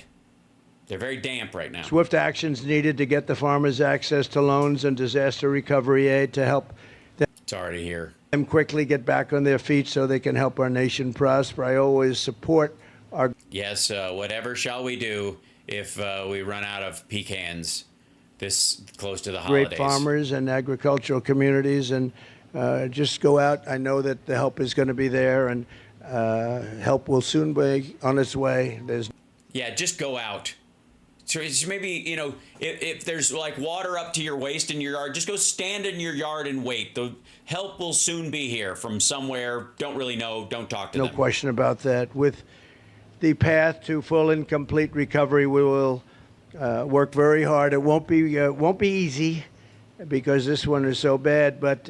Well, it's very hard when dickheads like you are standing literally in front of the places they could actually do some of the cleaning. We know in our hearts, God is with us. God is strongly with us, and that the American people are stronger than any challenge that stands in our way. We have a lot of challenges in this country, more than we should have, frankly. Yeah, we should have. Don't we have a limit on the number of challenges we're allowed to have? I think it's like 2 yellow flags, 1 red flag, and we get 2 timeouts per inning. But the American people are very strong and very smart, working together. A good portion of them, yeah. Together we'll overcome these hardships. We'll endure. We will rebuild Valdosta and every other town. Which gets harder to say every time I say it. Valdosta. Town that has been so badly hit, and will emerge stronger, more united, and more prosperous than ever before. You're going to be stronger, better. You're going to learn a lot from it. And again, we pray. Yeah, like don't live in a floodplain when the guys you're voting for don't give a shit about climate change, because you're never going to get insurance. It's a valuable lesson. I'm glad to have helped you learn it. Pray to God for those that have been so badly injured, and for, in particular, for the people that are no longer with us. well, I mean, I think those people are beyond this world of hurt. They're dead. I mean, like the families, keep the families of the people that are lost in your prayers. Yes? That would. I'm sorry. I was operating as if you actually know what the fuck you're talking about. And God bless everybody. And Franklin, I want to thank you very much for your being here so quickly, very, very quickly. Always very early. And Franklin, maybe I could. Yeah, very early, and I didn't want to be down here until later on. I was going to golf this morning. You're like, we're going early, and I was like, fuck. You always have to be here early. Wants to get in there early. So, you gotta go in early. So I went in early, and we're here, and it's very early. And I just had to move tea time to afterwards or whatever. But why don't you just say a few things? I'd ask you to say a few words, Franklin Graham. Thank you. Thank you. I'm here because there has never been a man more ethical, moral, and decent than Donald. I can't say it. I'm afraid I'll get struck by lightning. It's already a storm. Thank you, Mr. President. And by Mr. President, I mean former president. This building behind us represents hundreds of thousands of people that have lost. Why? Is it the people lost in a flood museum? Homes, businesses, friends. Oh, I see. So what you're saying is this is a political statement about those folks and making you look like you care on a broader sense. So for you and your message and what you're trying to sell, it represents those things. It doesn't actually. I see. Gotcha. Okay. Loved ones. And it's going to take an army of volunteers and people to respond. The people to respond will probably be people paid for to help by the dollars, the federal dollars that are coming in. And of course, at Samaritan's Purse, we want to respond always in Jesus' name. Right, because if you don't name check him, he'll get mad. And we want people to know that God loves them, that God cares for them. Sometimes when a storm like this comes, people think, well, maybe God is mad at us. Yeah, because you got a big gay furniture store in the middle of Valdosta, and you're like, hey, what gives? And he's like, no. You're on the down low, and you treat gay people like crap. You're fine. Maybe this is his judgment. No. No. It's not, you're not worthy of his judgment. This is just, this is like, it's the Lord, this is Sunday afternoon. God loves us. How do I know that? Because the Bible tells us. He also, the Bible also sends pestilences and says that, you can dash the heads of the children of your enemies on the rocks.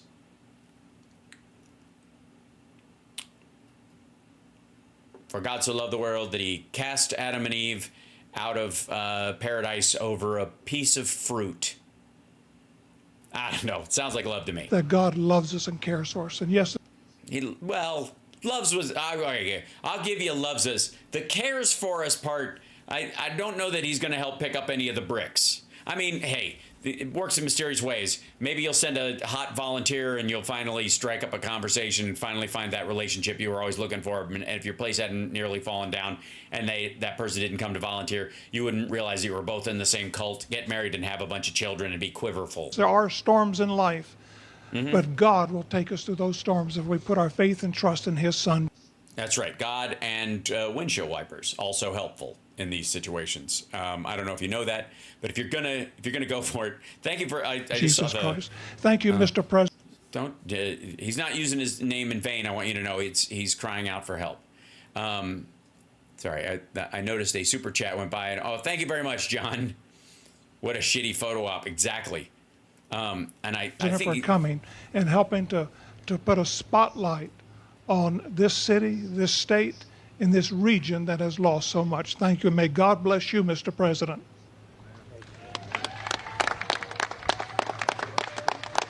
Thank you. So can I get out of here so nobody expects me to actually help, do they?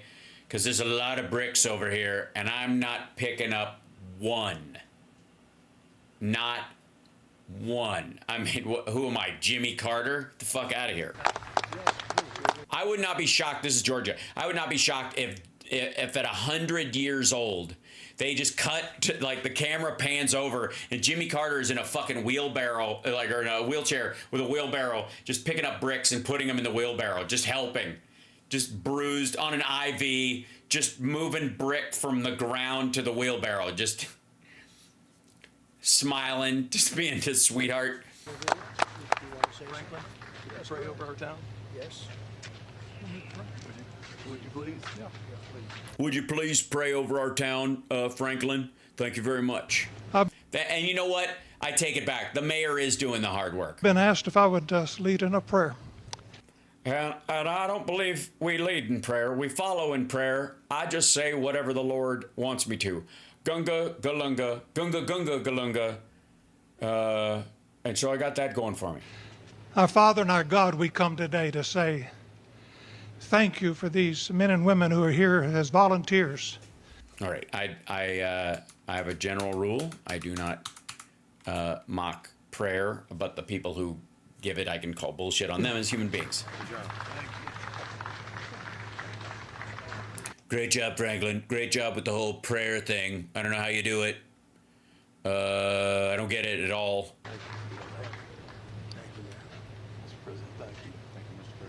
Thank you, Mayor. Thank you, short guy. I didn't get your name. Thank you, green shirt. Have you met Franklin? Franklin, have you met Mayor and short guy and green shirt? And can we get out of here? Yes, sir. Thank you. Appreciate you. Thank you, sir. That is Loeffler in the background. That's the one Trump's interested in. Franklin, thank you very much. What was that? Did you hear what he said there? And this one here. And this one here is doing a great job.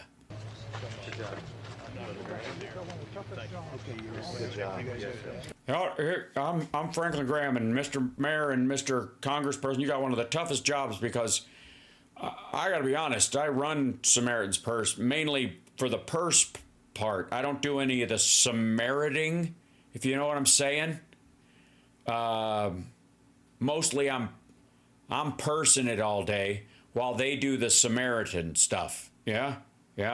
And so I told that to Trump, and he's like, can I come and do some of the pursing too? And I was like, not legally, but sure. We're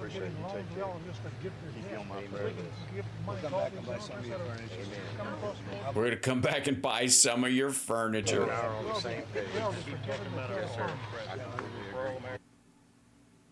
And then they cut the mic. And that's the end of that little chunklet. God damn it, there's so much shit to cover. Can we? All right. Jesus. It's so terrible. I know there's a short one. Where's the mess one? Here it is. Okay, so real quick. We were talking a little bit about the cult status of Donald Trump earlier, and I would like to say for the record that this is, ladies and gentlemen, in case you don't know, this is the Mess D'Souza, felon, and the Mess is in myth rehab mode. He's got a movie coming out, that came out Friday, I guess, called Vindicating Trump, which no one is watching.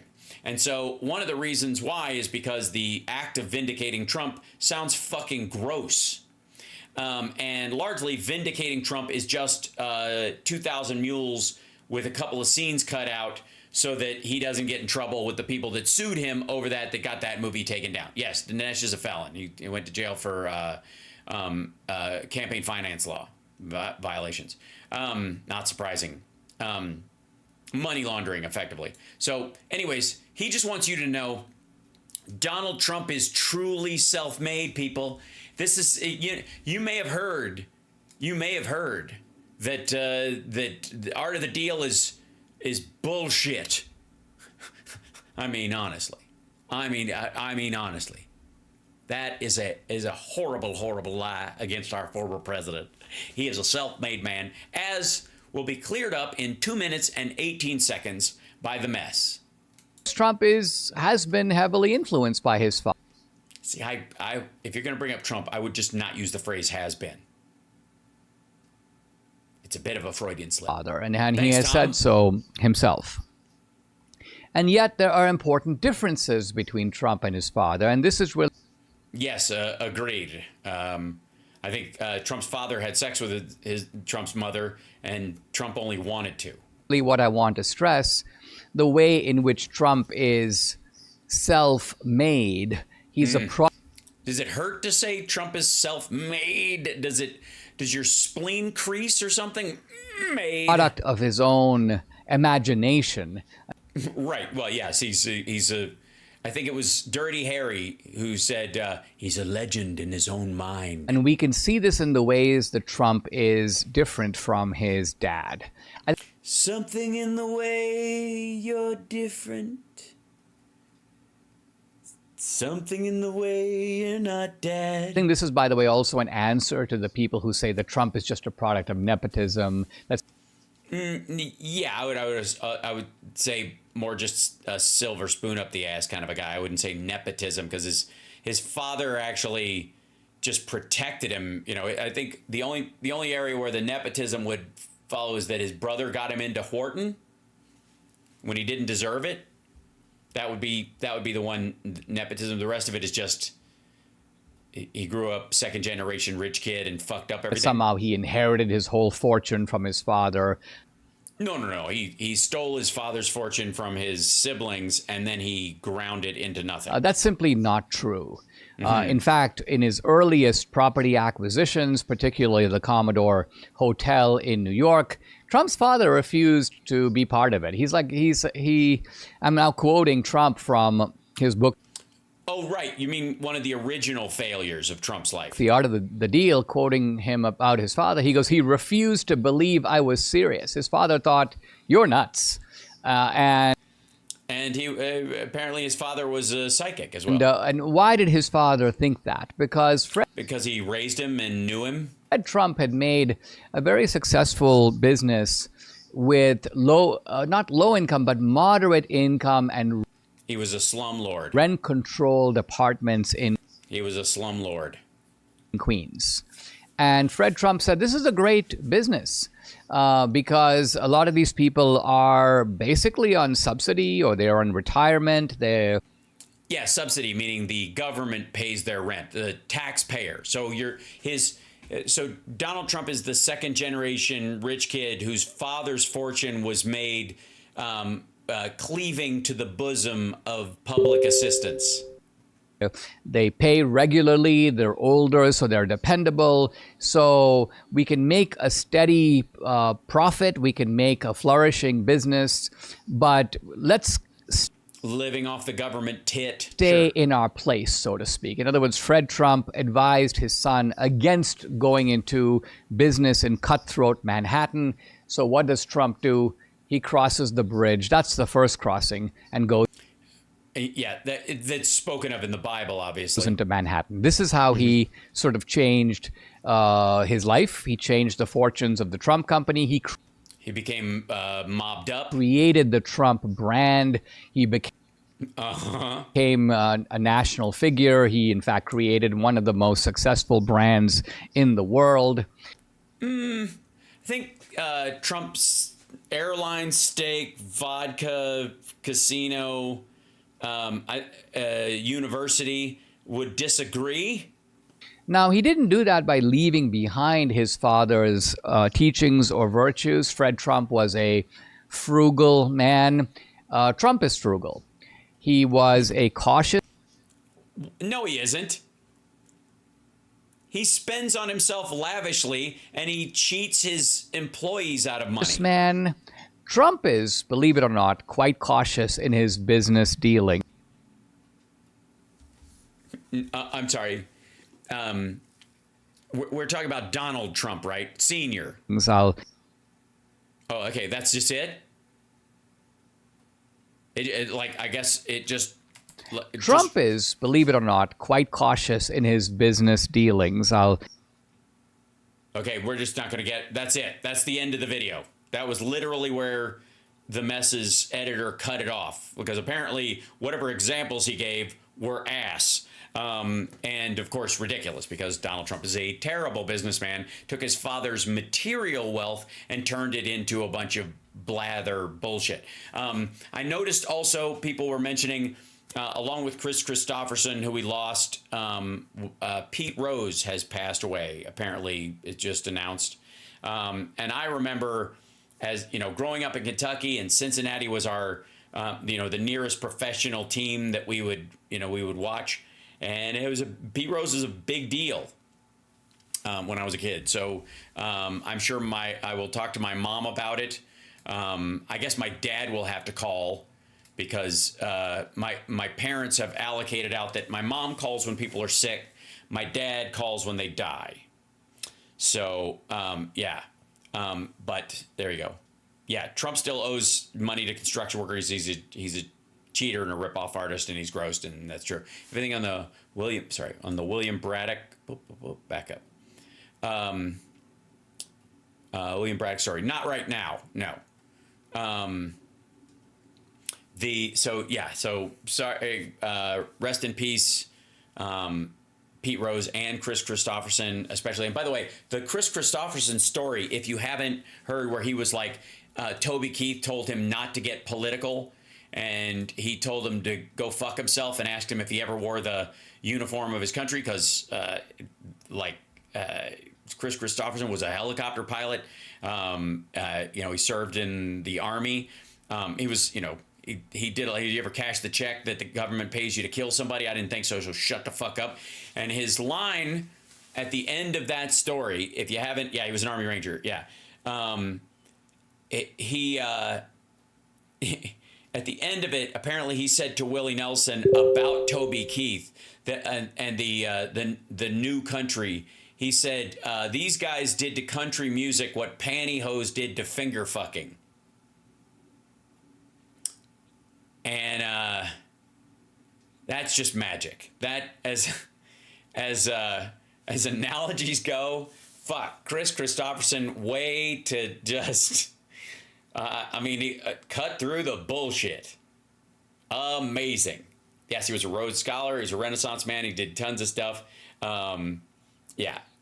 Just amazing. So, and he was amazing in Blade. He was great in The Rose, the original version of it. My mom had a big crush on him in the 70s. He looked like a cross between like a hippie Charles Bronson mixed with Steve Martin. Like he was like a aquiline, blue-eyed, rugged dude, and a great songwriter. And John Ashton, So John Ashton has passed away. He was Taggart to most people in Beverly Hills Cop, in the Beverly Hills Cop movies, but also he was in Midnight Run as Marvin. He's fucking fantastic in it. So naturalistic, such a so much fun to work with. Everybody said so. His Star is Born was very well acted. Oh yeah, Star is Born. He was fantastic in that. Midnight Run is a brutally underrated movie. Yes, it is. It's so goddamn good. And you know who's really good in it? Like everybody's really naturalistic in it. It's fantastic.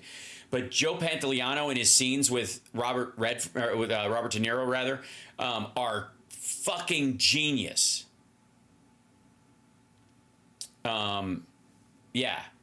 Like the two of them together, where he's like, he's pulling the money out of his sock when he has to pay him, and they're at the diner, and they have this like little scene together between De Niro and Johnny Pants, and they're and he's like, it's like $100,000.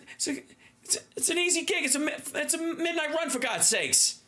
When has that phone ever rang and with a complaint about me? When is that ever, he's so fucking good in it.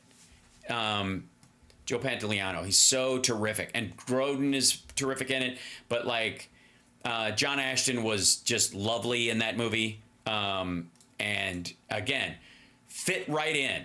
Naturalistic, tight with everybody else. And when you're operating in a room with, with De Niro and people like that, even if you are equal to him as an actor, and many people are, it can be intimidating in the space, right? Just to be there working with him, and it can stiffen some people. It can lessen their ability, right?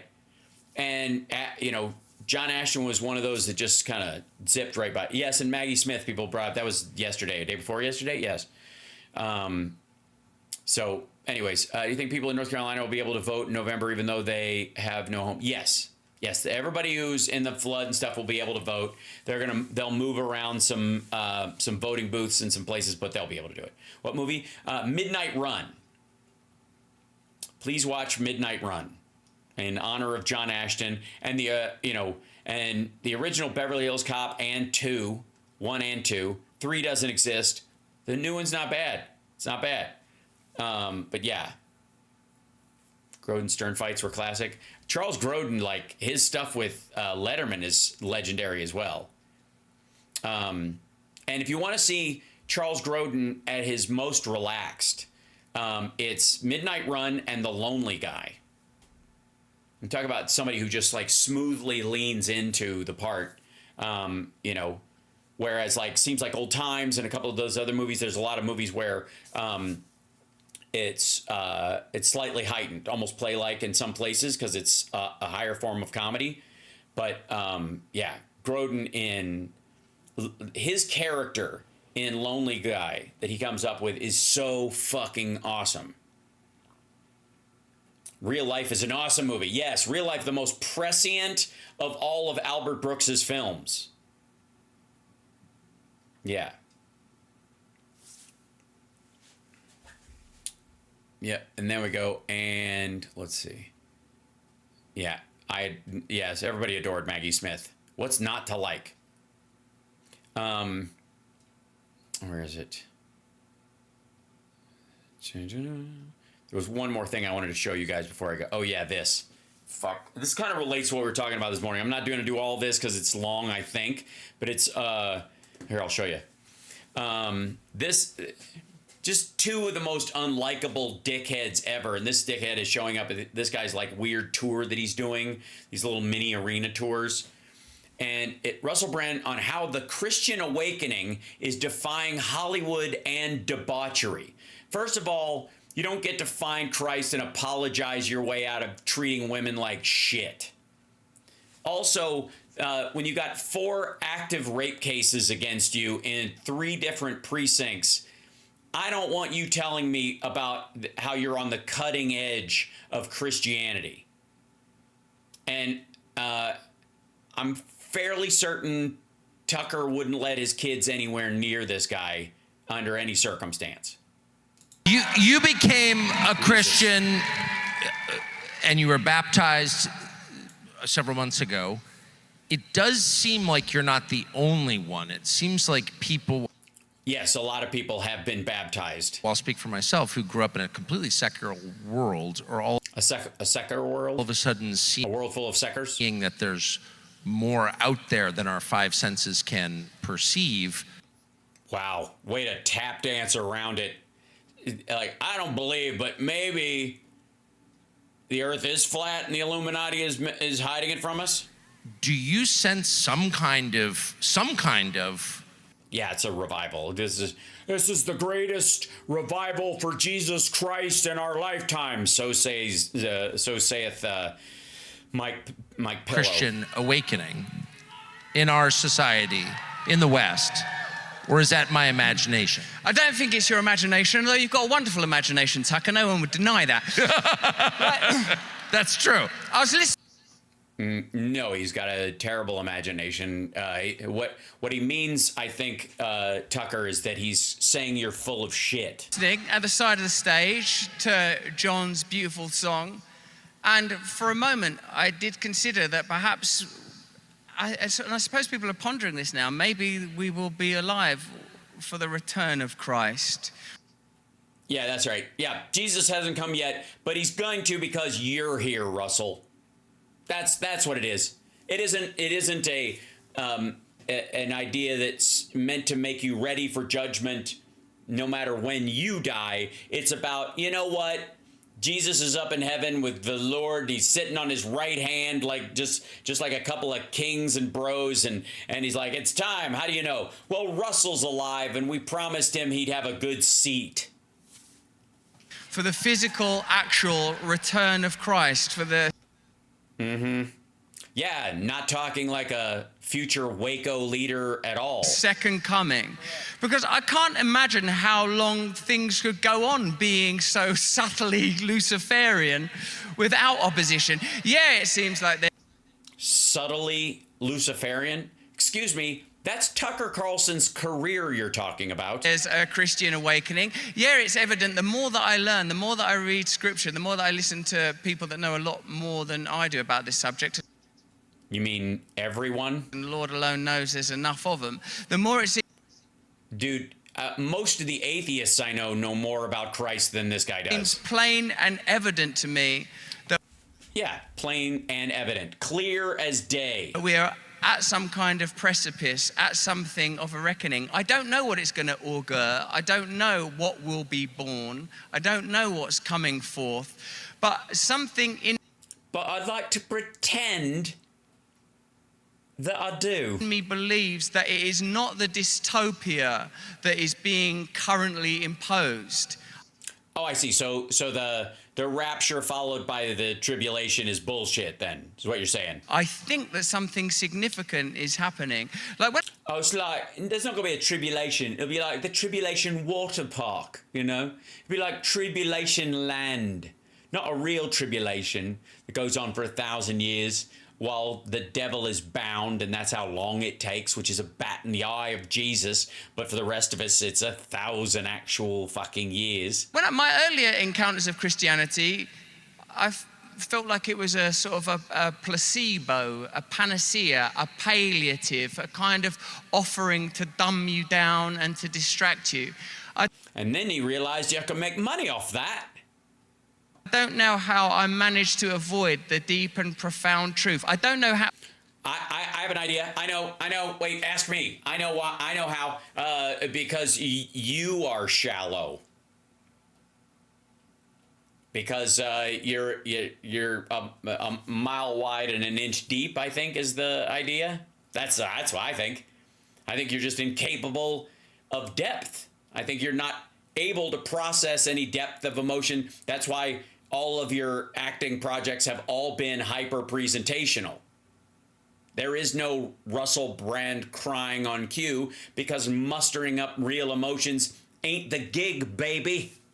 I suppose it's because of this, like we were discussing earlier. If someone before these people came out, says to you, do you believe that God came to earth in the form of a man and died that you could be forgiven and redeemed and rose again that you may live in eternity? My rational mind, coached as I have been by a culture, the apostasy I commit now is the apostasy of a culture that increasingly we're realizing is appalling and disgusting. Every day there's another story, whether it's Epstein or tales of Hollywood, corruption and debauchery.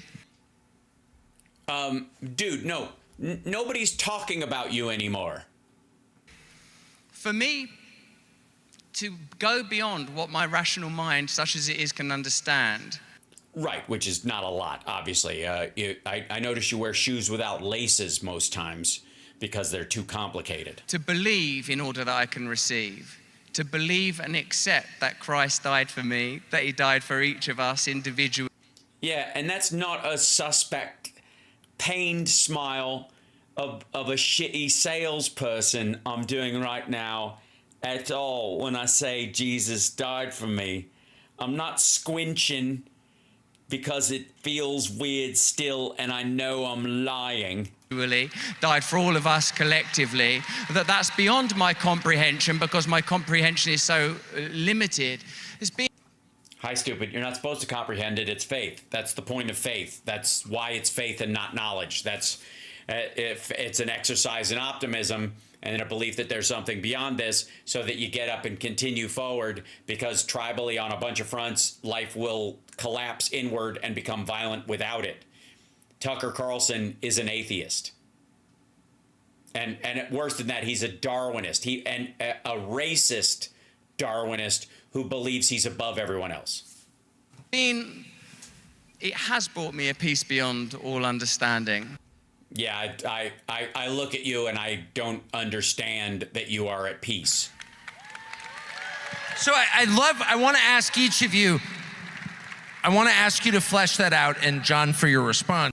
Yeah, I don't think he's gonna. There is no fleshing it out. That's not the point. Look at Russell. Fuck. So you said you sense that the dystopia that's building, and it's obvious, I'm not even going to describe it, but yeah, it's all around you. I mean, now granted, it may be something as simple as of you keep asking what stinks.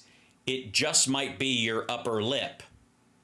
And that when you're surrounded by disgusting people and everything you see is horrible, maybe it's localized to where you choose to go and what you specifically look at because you seek it out to reinforce what you believe. But the centralization of power, the intense anti-human impulses that our leaders seem to have, the main goals.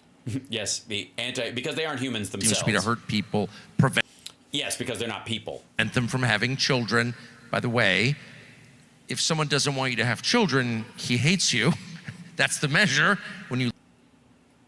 What if they want you to survive an ectopic pregnancy so you could have a healthy pregnancy later? How about this? What if somebody wants you to have a baby, but then wants you to starve? And wants the baby to starve. What about that? You love someone, you love your children, you want them to have children. If you don't want people to have children, you hate them, really simple. So you see all of this happening globally at the same time and you feel like... Also, are there some people that you don't hate that you don't think should have children? Maybe? Like if you don't want to have children, don't have children because you're not ready to raise them, obviously, and have them when you want. Jesus didn't have children. That's an excellent point. Wow, in 10 years, this really is going to be a totalitarian global state. But of what? Aging people with no children so they can die off? Is that the plan? You're saying you feel that's not actually the future. In your gut, you don't think that's going to happen. No, I think Jesus is going to come back with one of those little push brooms, yeah, and just scoop it all up, and it's going to be like a slip and slide ride right into heaven. Covered in baby oil, like it's a Diddy party, but no one's filming. You know, isn't that what heaven is to Russell? Yeah, I can't believe that is what's happening, and that's not what's prophesied. Yeah, so, I mean, it kind of is. Everything that's unfolding, and yeah, I mean, I haven't really read it, but Seventh Seal and all that. Again, I'm very new to this. You know, like. Really?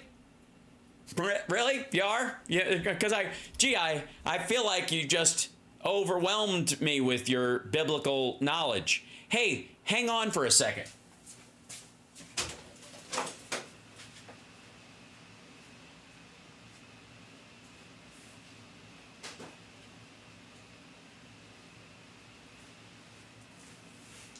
Hey, Russell, this isn't my oldest Bible, but it's the one that bothers you the most. And I'm just saying, I know you probably started here, skipped to some underline red places in here, whatever, and then you got way back here to the Revelation stuff, and then just started skipping around. You know, it was hit and miss. Some of it's very exciting, but other parts of it seem to be the language is a bit tough, you know. You can't say what not and what and all that what, yeah?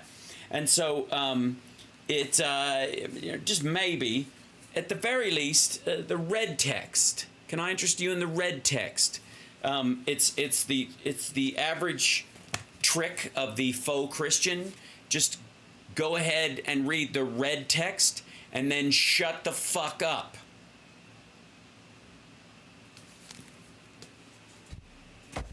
Other than that, I have no opinion. I've only been Christian 6 months. I've been on. But what's time, really, when the Lord created everything in 6 yoms, which in Hebrew can be a period, which could be a day or a billion years. There's quite a lot of pressure. No, it isn't. I would think you would look into it and then become a Christian and know what you're doing, right? But them apostles hadn't been doing it long, had they, John? They were out there getting amongst it, spreading the good word, trying to save the world. And for me, Yeah, but they were living with Jesus 24/7. They literally ran with the dude. It's very much the Christianity of Revelation, not the Romans 13 that tells you to obey the government. I don't know who slipped that in there. I'm very much. This is it. So you're a salad bar Christian, just like everybody else in that fucking room. This is it. This is what we're here to do. This is it. It's happening. It's unfolding before us.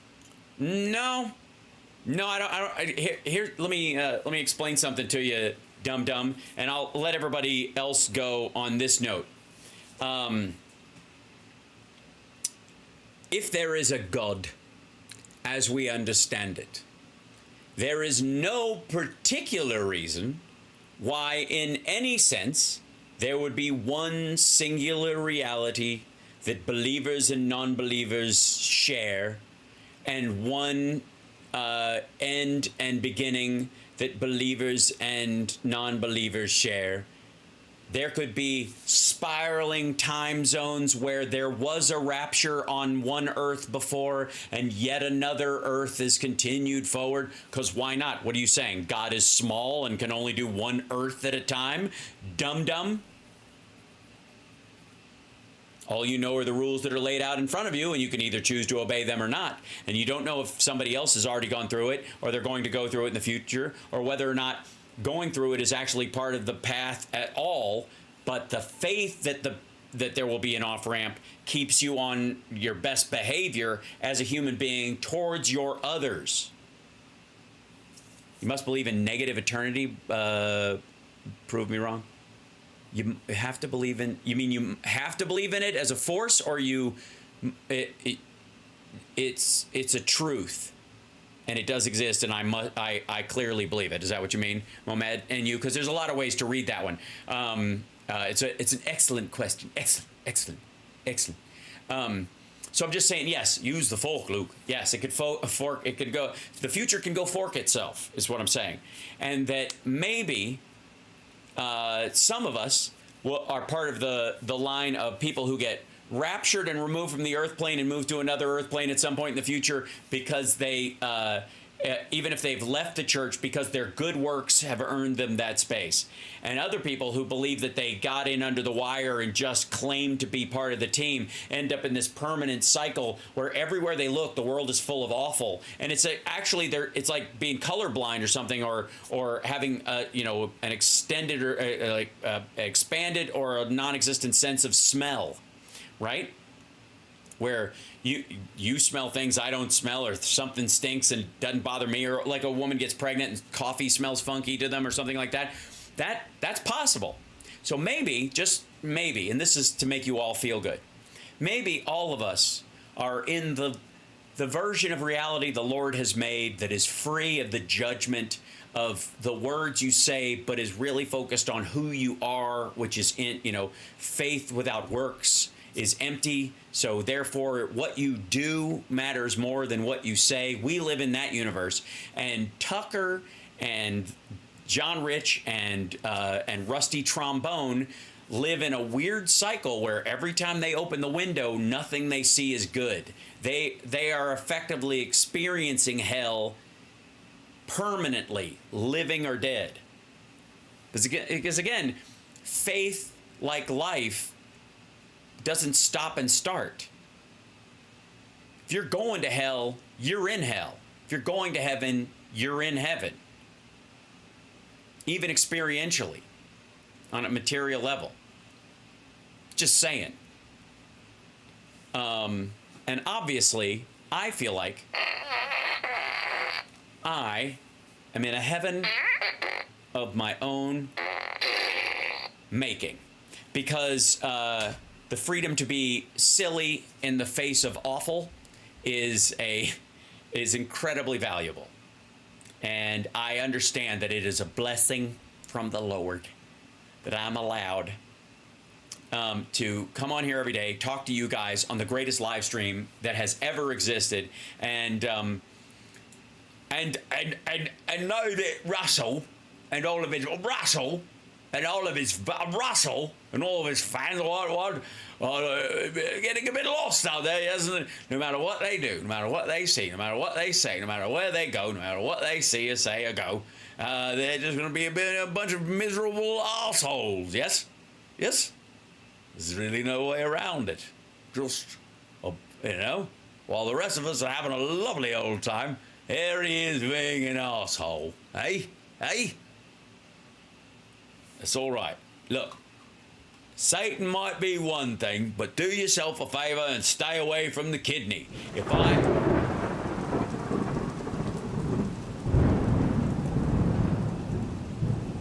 What the?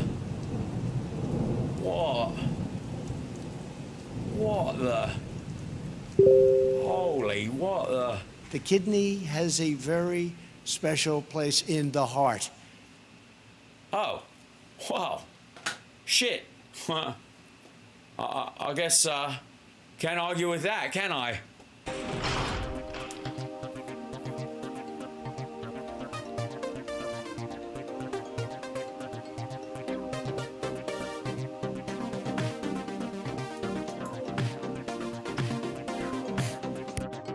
Thank you guys so much. Hit the like, please, on your way out the door. Help us grow. Subscribe. We're trying to hit 100,000 because we got that many viewers. We got that many regulars. We got the people out there. They just got to subscribe. I know I'm on the DL. I'm talking to you, Glenn Beck's entire family. Just hit the subscribe. Nobody will know. Tell him you hate subscribe so you can just watch out for clips about him on my show. That'll work. He's an egomaniac. He'll buy it. Right? Right? Come on. Right? Oh, do it.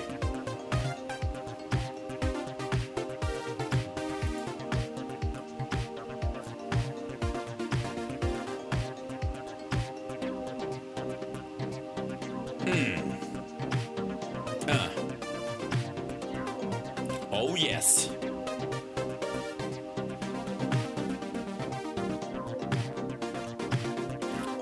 Good night, Tucker, wherever you are. I like wood. We know. Deeper and longer. Easy. What? It's true. I know words. I have the best words. Obama.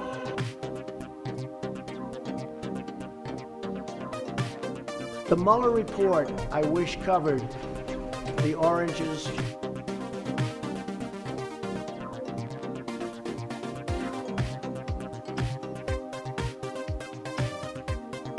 They're not allowed to be offensive, unfortunately.